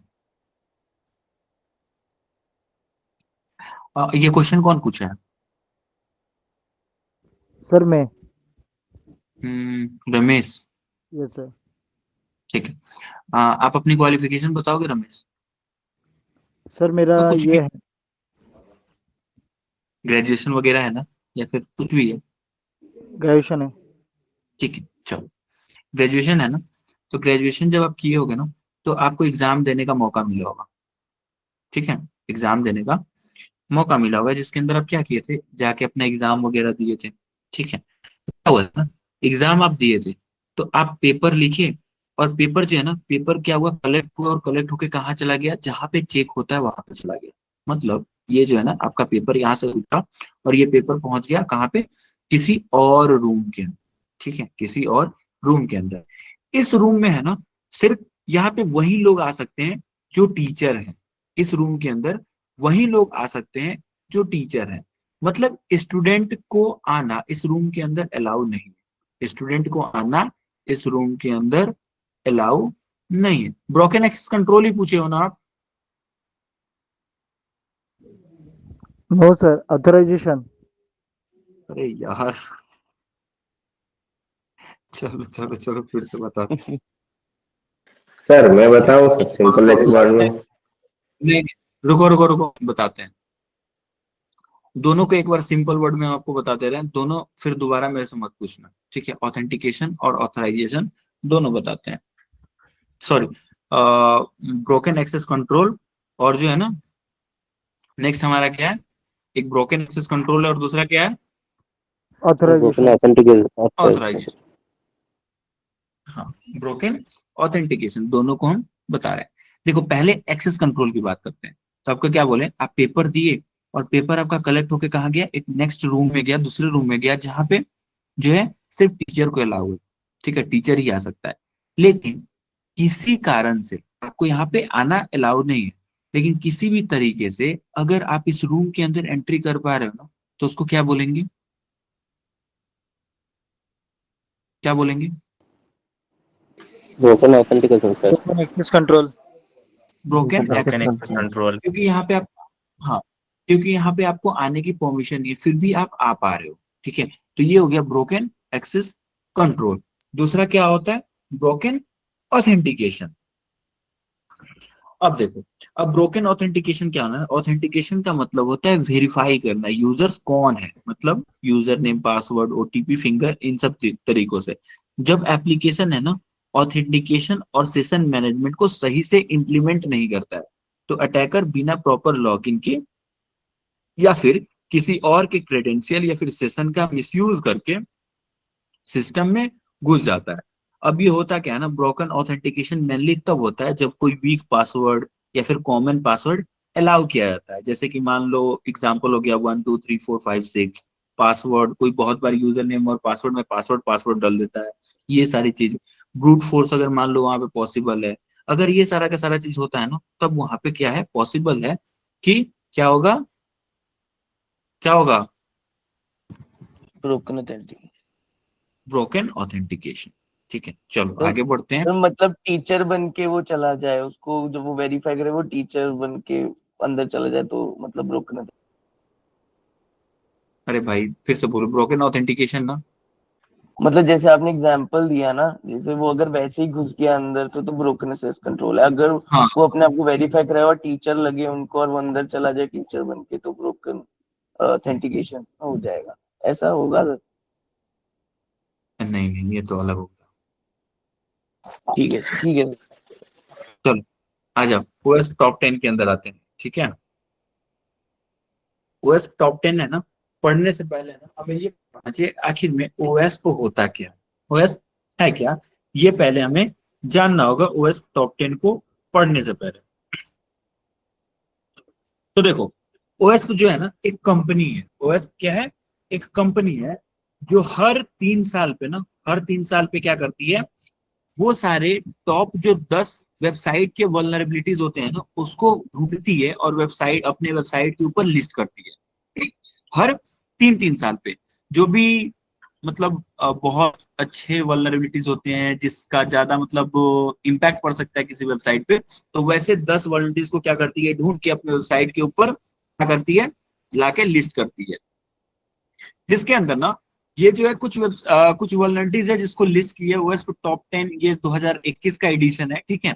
लेकिन अभी जो अगर आप देखोगे तो कुछ नया आया होगा। तो अभी हमारे पास 2021 का है डेटा, जिसके अंदर ब्रोकन एक्सेस कंट्रोल है, ठीक है, क्रिप्टोग्राफिक फेलियर है, इंजेक्शन अटैक है, इनसिक्योर डिजाइन है, सिक्योरिटी मिसकॉन्फ़िगरेशन है, वल्नरेबल एंड आउटडेटेड कंपोनेंट्स है, आइडेंटिफिकेशन एंड ऑथेंटिकेशन फेलियर है, software and data integrity failure है, security login and monitoring failure है, ठीक है? और साथ में SSRF server side request forgery attack. अब एक एक करके इनको पढ़ लेते हैं कि इनका मतलब क्या है। ऑलरेडी हम लोग देख चुके हैं कि ब्रोकन एक्सेस कंट्रोल क्या होता है। अगर फिर से भी हम आपको रिपीट कर दे रहे हैं तो देखो, ब्रोकन एक्सेस कंट्रोल का मतलब होता है, ब्रोकन एक्सेस कंट्रोल का, अरे यार, ब्रोकन एक्सेस कंट्रोल जो है ना, इसका मतलब होता है कि एक एप्लीकेशन प्रॉपरली जो है ना कंट्रोल नहीं कर पाता कि कौन सा यूजर कौन सा एक्शन परफॉर्म कर रहा है, ठीक है? मतलब कौन सी चीज एक्सेस कर सकता है ये अगर प्रॉपरली चेक नहीं कर पाता तो वहां पे क्या बोलेंगे, ब्रोकन एक्सेस कंट्रोल। दूसरा है क्रिप्टोग्राफिक फेलियर। क्रिप्टोग्राफिक फेलियर का मतलब होता है एक एप्लीकेशन सेंसिटिव डेटा को प्रोटेक्ट करने में अगर फेल हो जाता है।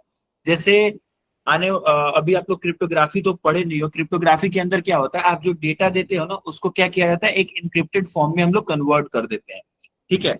लेकिन क्या हो अगर वो इंक्रिप्शन प्रॉपर तरीके से ना हो, ठीक है, मतलब जो भी डेटा इंक्रिप्टेड आप भेज रहे हो, अगर उस चीज को अगर हम पढ़ पा रहे हैं तो वहां पे क्या बोलेंगे, क्रिप्टोग्राफिक फेलियर है। जैसे कि अगर मान लो क्रिप्टोग्राफी का यूज हम लोग करते हैं डेटा को सिक्योर करने के लिए, जैसे मान लो हम यहाँ पे हाई लिखें, ठीक है,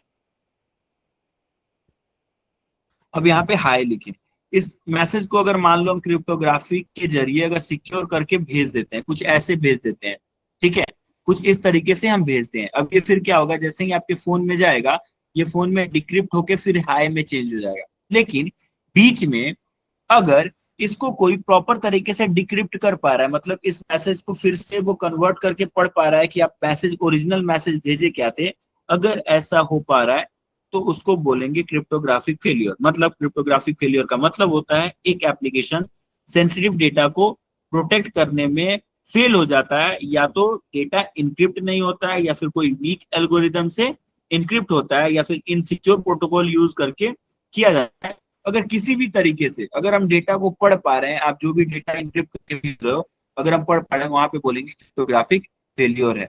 मतलब सेंसिटिव डेटा को हम पढ़ पा रहे हैं, जो भी आपका जो पासवर्ड है ना वो सारी चीजों को हम लोग क्या कर पा रहे हैं, पढ़ पा रहे हैं, कोई भी वीक एल्गोरिदम इसके अंदर यूज हुआ है। उसके बाद इंजेक्शन अटैक, ऑलरेडी हम लोग अभी पढ़े थे इंजेक्शन के बारे में। सेकेंड हम लोग इनसिक्योर डिजाइन ऑलरेडी भी हम लोग देख चुके थे। सिक्योरिटी मिसकॉन्फ़िगरेशन भी हम लोग पढ़े थे कि सिक्योरिटी मिसकॉन्फ़िगरेशन होता क्या है। नेक्स्ट हमारा आया है vulnerable and outdated component. Vulnerable and outdated component किसी को पता है क्या होता है?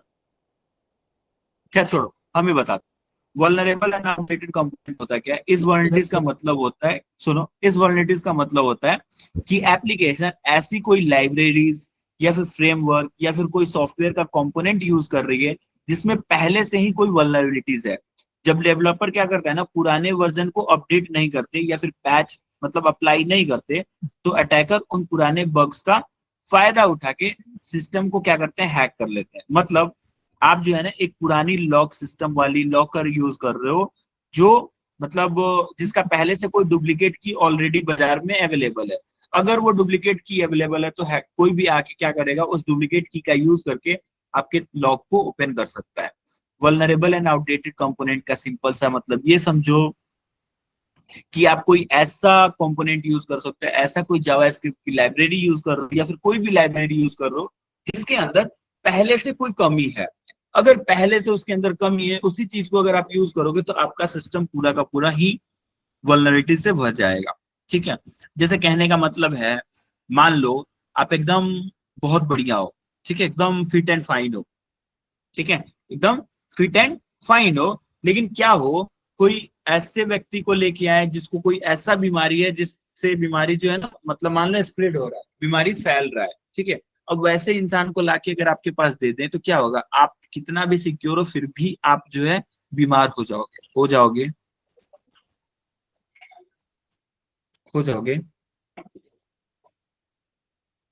जी सर। जी सर, हो जाओगे ना। क्यों हो जाओगे? क्योंकि आप कितना भी अच्छे हो, कितना भी हेल्दी हो, लेकिन आपके पास अगर कोई ऐसे इंसान को ला दे रहे हैं जिसको कोई बीमारी है, जो बीमारी स्प्रेड हो रही है, जो बीमारी फैल रही है, तो आप भी बीमार हो जाओगे। वैसे ही होता है, आपका वेबसाइट कितना भी हेल्दी है, कितना भी अच्छा है, कोई दिक्कत नहीं है, अगर उसके अंदर अगर आप मान लो कोई भी लाइब्रेरी यूज कर रहे हो, कोई भी फंक्शन यूज कर रहे हो, कुछ भी यूज कर रहे हो, अगर जो यूज कर रहे हो ना उसके अंदर पहले से कोई कमियां है, उस कमियों को अगर अगर मान लो अगर आप लेके आ रहे हो ना, उस चीज को अगर लेके आके इंटीग्रेट करो अपने वेबसाइट के ऊपर, तो अगर कोई हैकर चाहे तो उस कमियों का फायदा उठा के भी आपके सिस्टम को हैक कर सकता है। Identification and authentication failure already अभी हम लोग पढ़ चुके थे, जिसके ऊपर इतना बड़ा हमारा डिस्कशन हुआ है। उसके बाद सर आता है, हाँ जी, तो सर अगर हम किसी थीम का भी यूज करेंगे। आप अपना नाम बताना, क्या तनु नाम है क्या आपका? नहीं, अनवी सर। भी नाम है, ठीक है ठीक है। नाम तो मुझे देखा, लेकिन आपका जो आवाज है ना, इसकी वजह से मुझे पूछना पड़ा। ठीक है, खैर बोलो, कोई बात नहीं। Okay. तो सर अगर हम थीम का यूज करते हैं तो उससे भी क्या वल्नरेबल हो सकती है वेबसाइट? हाँ, अगर मान लो आप कोई, जैसे मान लो वर्डप्रेस है, ठीक है, उस पर कोई थीम वगैरह है ना, अगर मान लो उसके अंदर कोई वल्नरेबिलिटीज है, तो उसका भी फायदा उठा के हैकर आपके सिस्टम के अंदर एंट्री कर सकते हैं, या फिर आपके सिस्टम को हैक किया जा सकता है, वेबसाइट को। Okay sir, thank you sir. Hmm. या फिर आप कोई प्लगइन भी यूज करोगे ना, फिर भी अगर उसके अंदर कोई प्रॉब्लम है तो आपकी वेबसाइट तक पहुंचा सकता है। अब वो जब हम लोग वेरीफाई करते हैं, या फिर जब हम लोग उसको स्कैनिंग करते हैं, उसके दौरान हमें पता चलता है कि इससे क्या क्या हो सकता है और क्या नहीं हो सकता है। सेकेंड है हमारा software and data integrity failure. ये क्या होता है? इस वर्ड का मतलब होता है कि application blindly third party code, plugins या फिर कोई अपडेट या फिर कोई लाइब्रेरी ट्रस्ट करके मतलब यूज कर लेते हैं बिना उसको वेरीफाई किए वो सेफ है या नहीं है। इसका अटैकर क्या कर सकता है? एनालिसिस अपडेट के थ्रू सप्लाई चेन अटैक कर सकता है, जिससे आप एक यूएसबी पेन ड्राइव मतलब बिना स्कैन किए अपने सिस्टम में यूज करते हो ना, वैसे ही एक तरीके का ये भी है software and data integrity failure.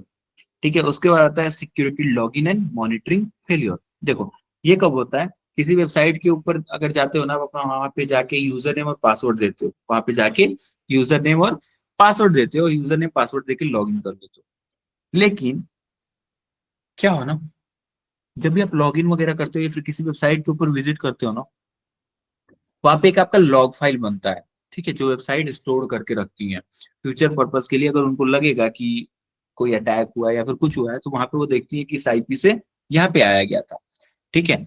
लेकिन अगर मान लो कोई वेबसाइट के ऊपर, अगर मान लो कोई आपके वेबसाइट के ऊपर गया, वहां पे लॉगिन वगैरह कर रहा है या फिर कुछ भी कर रहा है, बार बार अटेम्प्ट कर रहा है, लेकिन आप उसके पास लॉग वगैरह अगर आप जनरेट करके नहीं रख लेंगे फ्यूचर पर्पस के लिए, तो उसको बोलेंगे कि यहाँ पे security login and monitoring failure है। एक बार डेफिनेशन के साथ बता देते हैं, security login and monitoring failure तब होती है जब एक एप्लीकेशन एक प्रॉपर लॉगिन सिस्टम और मॉनिटरिंग प्रोसेस नहीं होता, या फिर अलर्ट को सीरियसली नहीं लेता। मतलब सिस्टम में मान लो अटैक हो रहा है, एसक्यूएल इंजेक्शन चल रहा है, ब्रूट फोर्स अटेम्प्ट हो रहा है, लेकिन आपके पास कोई भी रिकॉर्ड नहीं है, या फिर कोई मतलब जो अलर्ट आपको बताए कि यहाँ पे आपके सिस्टम के ऊपर अटैक हो रहा है या फिर कुछ भी हो रहा है। अगर ये सारा का सारा चीज अगर आप अलर्ट को जनरेट कर नहीं पा रही है या फिर कहीं पे स्टोर करके आप नहीं रख पा रहे हो, वहां पे बोलेंगे security login and monitoring failure है। उसके बाद आता है आपका SSRF, server side request forgery. अब SSS वल्नरेबिलिटीज तब होती है जब एक एप्लीकेशन यूजर से एक यूआरएल इनपुट लेता है और बिना प्रॉपरली उसको वैलिडेट किए उस यूआरएल पर रिक्वेस्ट भेज देता है।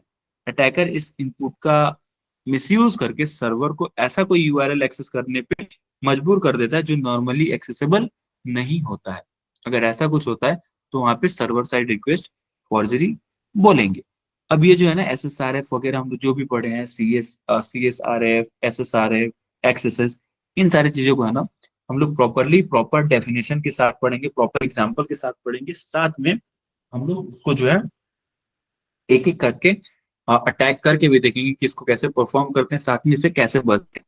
ये आपको ओवरव्यू था, जब डिटेल में हम लोग पढ़ेंगे तो उन सब के ऊपर हम लोग डिटेल में देखने वाले हैं कि इन सबको कैसे यूज करते हैं। अभी ये बस ओवरव्यू था, नॉर्मली आपको समझना था और जानना था कि इसका मतलब क्या होता है। अगर अभी भी समझ में अगर नहीं आया होगा, रुक जाओ, अगर आपको समझ में नहीं भी आया होगा कोई दिक्कत नहीं है, नेक्स्ट टाइम हम लोग इसको फिर से डिटेल में पढ़ने वाले और समझने वाले हैं, ठीक है। Okay sir. Okay sir. Sir एक साइट रहता है उसमें ना आई एम नॉट रोबोट दिखाता है, फिर 8 पिक्चर दिखाता है, उसमें बस, ट्रेन, ट्रेन, इस सब पे टिक लगाना रहता है, वो क्या रहता है सर? वो कैप्चा वेरिफिकेशन होता है। कैप्चा वो वो तो बता अलग रहता है, एक आई एम नॉट रोबोट है।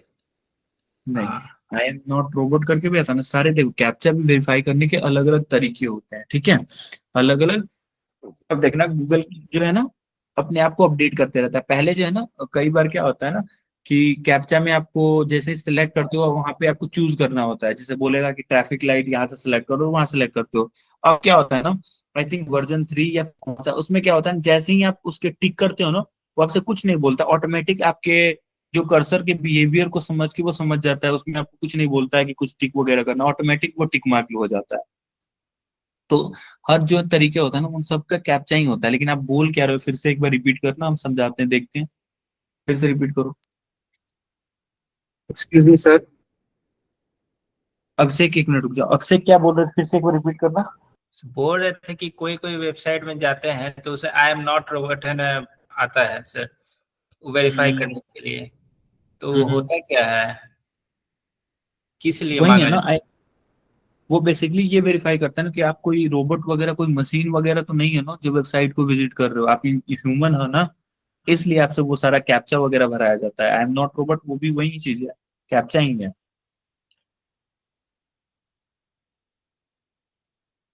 ठीक है। Excuse me sir. एक बेसिक सा क्वेश्चन है सर।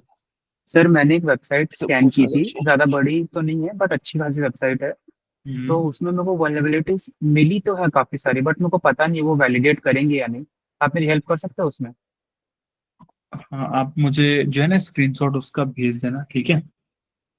सर आपका नंबर मिल जाता तो अच्छा होता।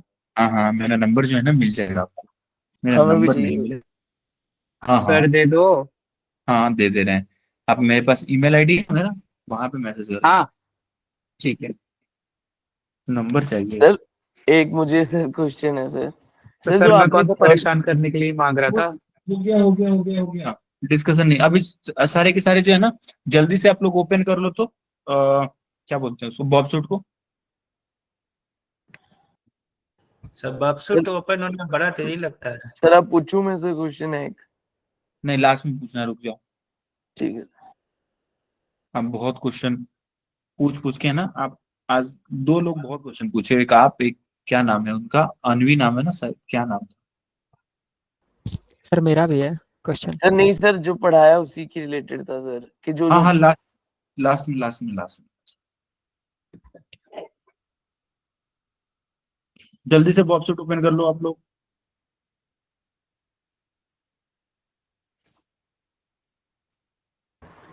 सर इसमें ब्रैपशूट को जो है वो तो मतलब EXE फाइल के जरिए नहीं ओपन होता है, मतलब वो EXE फाइल पेन ड्राइव में प्रोवाइड ही नहीं किया गया है। सर ऑन हो गया बॉब सूट। सूट हो गया ना, चलो हम अपना स्क्रीन शेयर कर रहे हैं, और दूसरे सिस्टम से हम अपना स्क्रीन शेयर करके आपको दिखा रहे हैं। ध्यान से देखना, हर एक चीज को हम लोग समझने वाले हैं, ठीक है।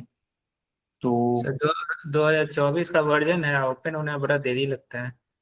2024 का वर्जन है, ठीक है। चलो यहाँ पे ध्यान से देखो, मेरी स्क्रीन विजुअल है ना?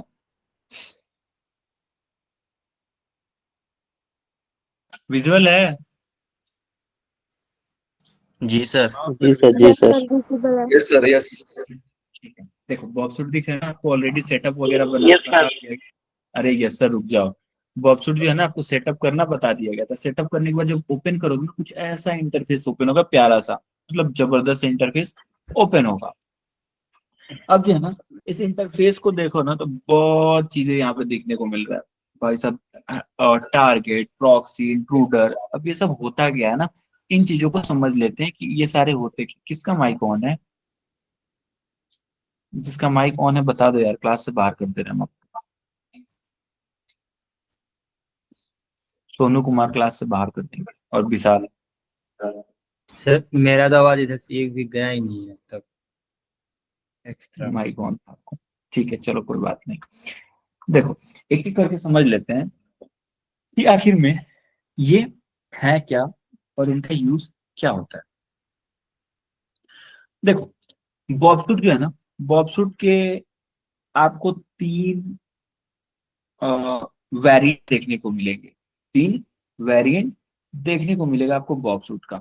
अगर हम आपको जो है ना, बॉबसूट को बनाया कौन कंपनी है, पोर्टस्वीगर बनाया। अगर हम बॉबसूट अगर यहाँ पे लिखते हैं, ठीक है, और बॉबसूट लेके एंटर करते हैं ना, तो यहाँ पे हमें तीन देखने को मिलेगा। एक कम्युनिटी एडिशन मिलेगा, ठीक है, एक आपको प्रोफेशनल मिलेगा, एक प्रोफेशनल आपको मिलेगा, एक कम्युनिटी मिलेगा, और एक एंटरप्राइज लेवल का मिलेगा, ठीक है। तो इन तीनों का यूज क्या होता है, देखो यहाँ पे एक बॉब सूट आपको प्रोफेशनल मिलेगा, एक कम्युनिटी मिलेगा, एक इंटरप्राइज लेवल का मिलेगा। ठीक है, तो जो कम्युनिटी है ना ये फ्री होता है, फ्री तो है लेकिन इसके अंदर बहुत सारे लिमिटेड होते हैं, मतलब बहुत चीजें आप नहीं कर सकते, स्कैनिंग नहीं कर सकते हो। ठीक है, आप इसके अंदर लिमिटेड बुलेट्स यूज कर सकते हो, मतलब फ्री है, बस इतना समझो, ज्यादा इसके अंदर आप चीज नहीं कर सकते। अगर मान लो आपको 200 पेलोड अगर देना है ना, 100 पेलोड देना है, तो आप बैठे रह जाओगे ब्रूट फोर्स 100 पेलोड के ऊपर करने में। ठीक है, उससे एडवांस और अच्छा है हमारा प्रोफेशनल एडिशन, पेड है, हर फीचर के साथ रेडी है, फास्ट है, ऑटोमेशन रिपोर्ट के साथ है ये। और ये जो आपका है ना एक इंटरप्राइज लेवल का, ये जो है कंपनी के लिए है, तो इससे हमारा ज्यादा काम नहीं है, हमारे जो काम है ना वो प्रोफेशनल का है। ये ऑलरेडी आपको फ्री दिया गया है, ये प्रोफेशनल वाला जो है ना आपको फ्री दिया गया है आपके पेन ड्राइव के अंदर। अगर इसको ओपन करते हैं ना और आप बॉबसूट प्रोफेशनल की अगर आप प्राइस देखोगे तो आपको पता चल जाएगा बॉबसूट प्रोफेशनल की प्राइस क्या है। यहाँ पे बाई नाउ पे है ना 475, बोलोगे बहुत कम है, लेकिन नहीं भाई साहब, इसके पहले $1 लगा हुआ है। $475 को अगर आप कन्वर्ट करते हो तो कम से कम 41,598 रुपया दिखा रहा है, मतलब 41,598.50 है, जो टूल आपको फ्री दिया गया है। ठीक है, तो इन सारी चीजों का आप यूज कर लो, फायदे में रहोगे। खैर कोई बात नहीं, हम आपको बताने वाले हैं इंटरफेस के बारे में। पहले जो है ना यहाँ पे बॉबसूट के ऊपर हम लोग प्रोफेशनल यूज कर रहे हैं, और इसके ऊपर सबसे पहले जो है ना आपको डैशबोर्ड दिख रहा है। अब डैशबोर्ड क्या है, तो ये बॉबसूट का होम पेज होता है। यहाँ पे आपको जो है करंट टास्क, जो भी स्कैनिंग प्रोग्रेस होंगे वो सारी चीजें, इशू जो भी मिलेंगे वो सारा का सारा चीज आप यहीं पे देख पाओगे। ठीक है, उसके बगल में है ना एक टारगेट का ऑप्शन है, टारगेट का ऑप्शन है। टारगेट टैब में ना आप जो है अपने स्कोप को डिफाइन कर सकते हो। यहाँ पे आप देख सकते हो साइट का साइट मैप, एक तरीके से देख सकते हो, जैसे गूगल मैप होता है ना वैसे ही किसी वेबसाइट का आप पूरा पूरा साइट मैप यहाँ पे देख सकते हो। ठीक है, और आप डिसाइड कर सकते हो कि किस डोमेन को टेस्ट करना है और किस को इग्नोर करना है, वो पूरा पूरा यहाँ पे देख सकते हो। उसके बाद आता है आपका प्रॉक्सी। ठीक है, अब प्रॉक्सी का काम क्या होता है, तो ये सबसे फेमस फीचर है किसका, बॉबसूट का। बॉबसूट का सबसे फेमस फीचर है। अब बॉबसूट अपने प्रॉक्सी सर्वर बनाता है जो बाय डिफॉल्ट 8080 पे काम करता है। ब्राउजर के ट्रैफिक को इंटरसेप्ट करने के लिए इसका यूज किया जाता है। जैसे कि पढ़ा रहे थे वो वापस एक बार रिपीट कर दो ना। क्या रिपीट करते हैं? जस्ट इसके पहले जो टॉपिक चल रहा था, टारगेट। हाँ सर। देखो, आप अपने स्कोप को डिफाइन कर सकते हो, मतलब आप एक तरीके से जैसे गूगल मैप यूज करते हो ना, उसके अंदर सारी की सारी चीजें होती हैं, वैसे ही इसके अंदर जो है ना एक तरीके से आप कर सकते हो कि पूरा का पूरा साइट का मैप होता है। मतलब साइट का मैप कहने का मतलब क्या है, तो आप डिसाइड कर सकते हो कि किस डोमेन को टेस्ट करना है या फिर किसको इग्नोर करना है। वो सारा का सारा चीज हम लोग इसी के अंदर टारगेट के अंदर कर पाते हैं। या फिर एक बार सिंपल बस छोटा सा एक्सपेरिमेंट करके दिखा सकते हैं इसके ऊपर प्लीज? इसके ऊपर देखो, जैसे यहाँ पे छोटा सा देखो, यहाँ पे जो है ना एक ओपन ब्राउजर करके है, इसको जैसे ही ओपन करते हैं ना ये थोड़ा सा वेट करेगा और मेरे सिस्टम के मतलब बॉबसूट के अंदर ही एक ब्राउजर ओपन करेगा, मतलब एक्सटर्नल ब्राउजर ओपन कर देगा। ओपन ब्राउजर पे क्लिक करते हैं,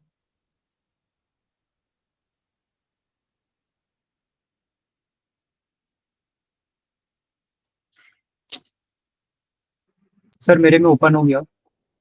ब्राउजर ओपन हो गया ना, वहां पे लिखो कुछ भी। हाँ सर। वहां पे एक वेबसाइट क्रोमियम लिखो, हुआ है। टेस्ट पीएचपी लिखो। मेरे में फिलहाल ये ओपन नहीं हो रहा अभी। हाँ सर सर्च किया। टेस्ट किया, वहां पे साइट मैप पे देखो कुछ आपको दिख रहा है। हाँ सर ये वेबसाइट ही आ गया है। वेबसाइट का पूरा साइट मैप आपको दिख रहा होगा। सर साइट मैप तो नहीं पता, बट नॉर्मल जैसे गूगल में खुलता है वैसे ही खुला है। अच्छा चलो, हम आपको इसका जो है ना अपने में ओपन होगा तो हम आपको दिखा देंगे, ठीक है। Okay sir.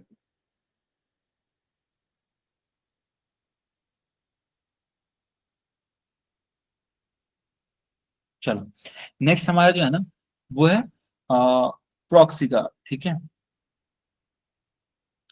प्रॉक्सी जो है ना हमारा सबसे फेमस है। ठीक है, बॉब जो है ना अपनी खुद की प्रॉक्सी सर्वर बनाता है जो 8080 डिफॉल्ट पे काम करता है।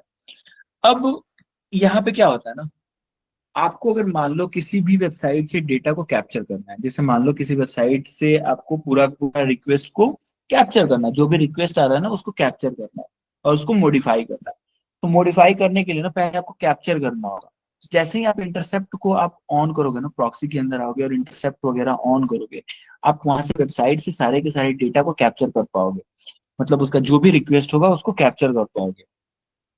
फॉर एग्जाम्पल अभी तो प्रॉक्सी मेरा सेट नहीं है इसके अंदर, और मेरा एक ब्राउजर तो ये इनबिल्ट ओपन भी नहीं हो रहा, तो आपको दिखाते हैं कि कैसे ये पूरा का पूरा कैप्चर होता है। सर मैं अपनी स्क्रीन शेयर कर सकता हूँ? नहीं नहीं नहीं नहीं नहीं, हाँ देखो मेरा ब्राउजर ओपन हो गया, होप सो, हाँ ओपन हो गया।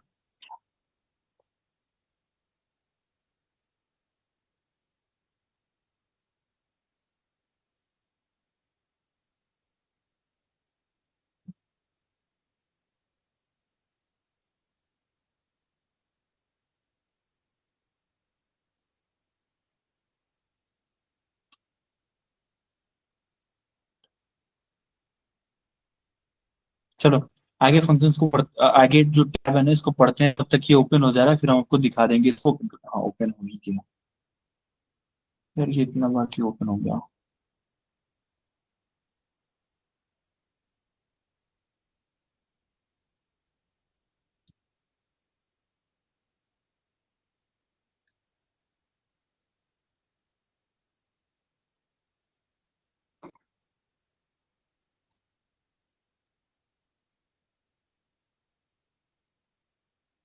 अब देखो हम यहाँ पे क्या करते हैं, सिंपल सा लिखते हैं टेस्ट पीएचपी,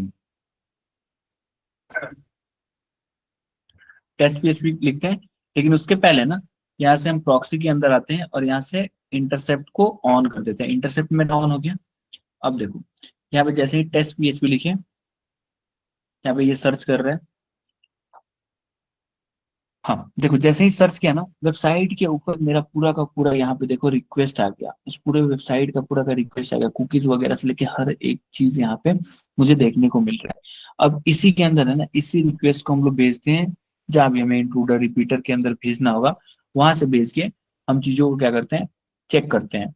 अब यहाँ पे देखो ना, आपको एक साइट मैप बताया था ना, साइट मैप पूरा पूरा दिखता है। अब यहाँ पे देखो पूरा पूरा होस्ट आपको दिख रहा है, मेथड क्या यूज हो रहा है, यूआरएल कौन सा है, उसका स्टेटस कोड क्या है, वो सारा का सारा चीज देख सकते हो। आप रिक्वेस्ट देख सकते हो, रिक्वेस्ट के बाद जैसे रिस्पॉन्स किया जा रहा है वो चीज देख सकते हो, इश्यूज देख सकते हो, सारा का सारा चीज यहाँ पे आप देख सकते हो। एक तरीके से पूरा का पूरा एक तरीके से कह सकते हो साइट मैप ही ओपन हो गया, जिसके अंदर सारी चीजें आप देख पा रहे हो। रिक्वेस्ट को कैप्चर करने के लिए ये सारा का सारा रिक्वेस्ट आ गया। अब रिक्वेस्ट के अंदर कैसे चेंज करते हैं ये तो हम लोग जैसे ही पढ़ेंगे ना, फिर हम आपको सारी चीजें करके दिखाएंगे कि कैसे ये हो रहा है। सर फिलहाल हम आपने बोला है इसमें से हम साइट मैप से टारगेट सिलेक्ट कर सकते हैं, सर वो किस तरह दिखेंगे? स्कोप 200 बताते हैं। स्कोप जो है ना इसके अंदर है ना, आप अरे यार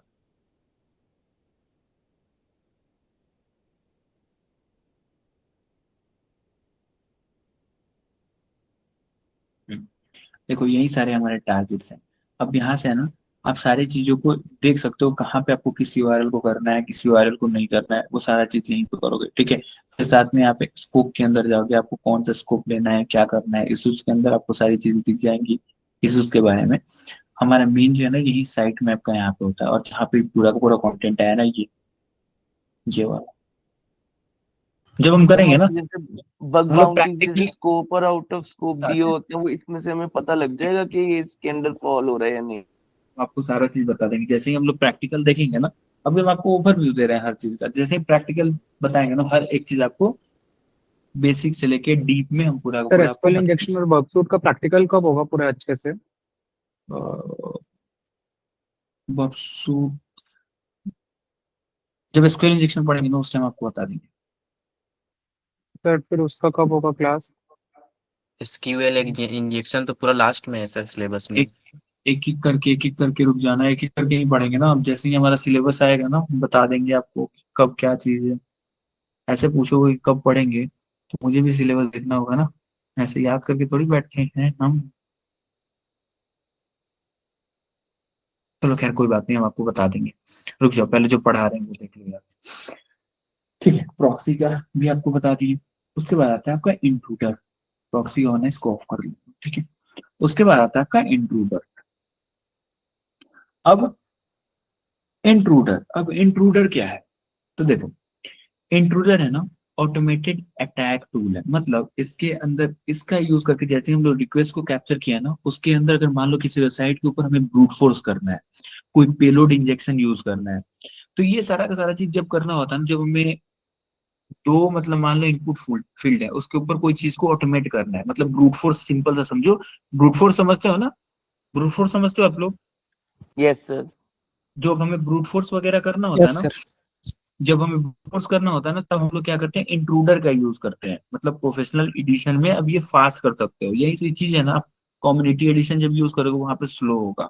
तो जब भी हमें ब्रूट फोर्स वगैरह करना होता है ना, तो हमें या फिर फजिंग वगैरह करना होता है, पेलोड को इंजेक्ट करना होता है, वो सारा का सारा हम लोग किसके अंदर कर पाते सर हैं? एटलीस्ट आज के क्लास में इंट्रूडर का कर दीजिए प्रैक्टिकल। रुक जाओ, पहले समझा लेने दो ना, ठीक है। इंट्रूडर के अंदर वो सारा का सारा चीज हम लोग कर पाते हैं। उसके बाद आता है हमारा रिपीटर। अब रिपीटर के अंदर अगर मान लो आपको कोई रिक्वेस्ट आ रहा है, ना, उसको अगर मान लो आपको मॉडिफाई करना है, उसके अंदर कोई चेंजेस करना है और चेंजेस करके देखना है कि ये वर्क कर रहा है कि नहीं, तब हम लोग क्या करते हैं, रिपीटर का यूज करते हैं। मतलब रिक्वेस्ट को बार बार मॉडिफाई करके हम लोग मैनुअली टेस्ट करते हैं, सिर्फ एक क्लिक में सेंड होता है और पूरा का पूरा रिस्पॉन्स आपको तुरंत दिख जाता है। तो वो सारा का सारा रिपीटर के अंदर होता है। उसके बाद आता है कोलैबोरेटर, ठीक है। कोलैबोरेटर, अब ये क्या होता है, तो ये एक एक्सटर्नल सर्विस है जो आपको ब्लाइंड वल्नरेबिलिटीज डिटेक्ट करने में हेल्प करता है। एग्जांपल के लिए ब्लाइंड एसक्यूएल हो गया, इंजेक्शन हो गया, एसएसआरएफ हो गया, एक्सएक्सई हो गया, तो इसके ऊपर ये पूरा का पूरा काम होता है। उसके बाद आता है आपका सीक्वेंसर, सेशन टोकन या फिर कुकीज की रेंडमनेस चेक करने के लिए इसको यूज किया जाता है। मतलब हैकर अगर वीक सेशन टोकन क्रैक कर सकता है तो सेशन हाईजैक हो सकता है। तो वो सारा का सारा चीज इसी के अंदर सीक्वेंसर के अंदर होता है। उसके बाद डिकोडर आता है। डिकोडर के अंदर आप कोई चीज टेक्स्ट देते हो, आप उसको इनकोड डिकोड कर सकते हो, ठीक है। वो सारा का सारा चीज हम लोग इसके अंदर करते हैं, इनकोडिंग डिकोडिंग। उसके बाद आता है कंपेयर, ठीक है। कंपेयर, अब ये क्या करता है, तो दो अलग अलग रिक्वेस्ट या फिर रिस्पॉन्स को कंपेयर करता है, ठीक है।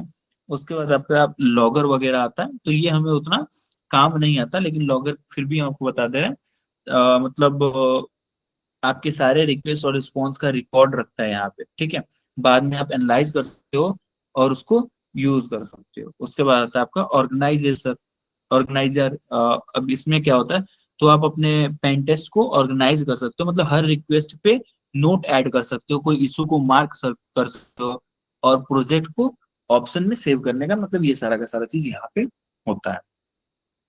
तो ये है पूरा का पूरा हमारा मतलब टैब का काम।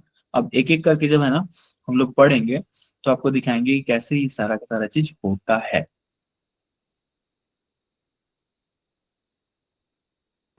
तो मतलब एक दो क्लासेस हमें ये वर्ब सूट पढ़ाया जाएगा?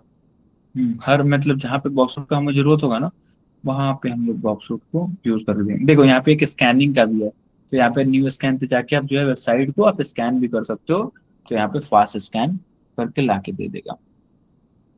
चलो ये सर बताओ इसको आप बहुत यूज करते अभी अभी देखोगे या फिर नेक्स्ट क्लास में आपको दिखा देंगे तो चलेगा?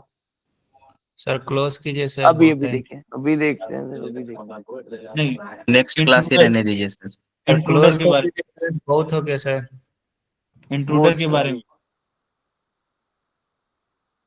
चलो इंट्रूडर आपको नेक्स्ट क्लास में बता दें, ठीक है। रुक जाओ, मुझे पहले ये क्लोज करने दो रिकॉर्डिंग।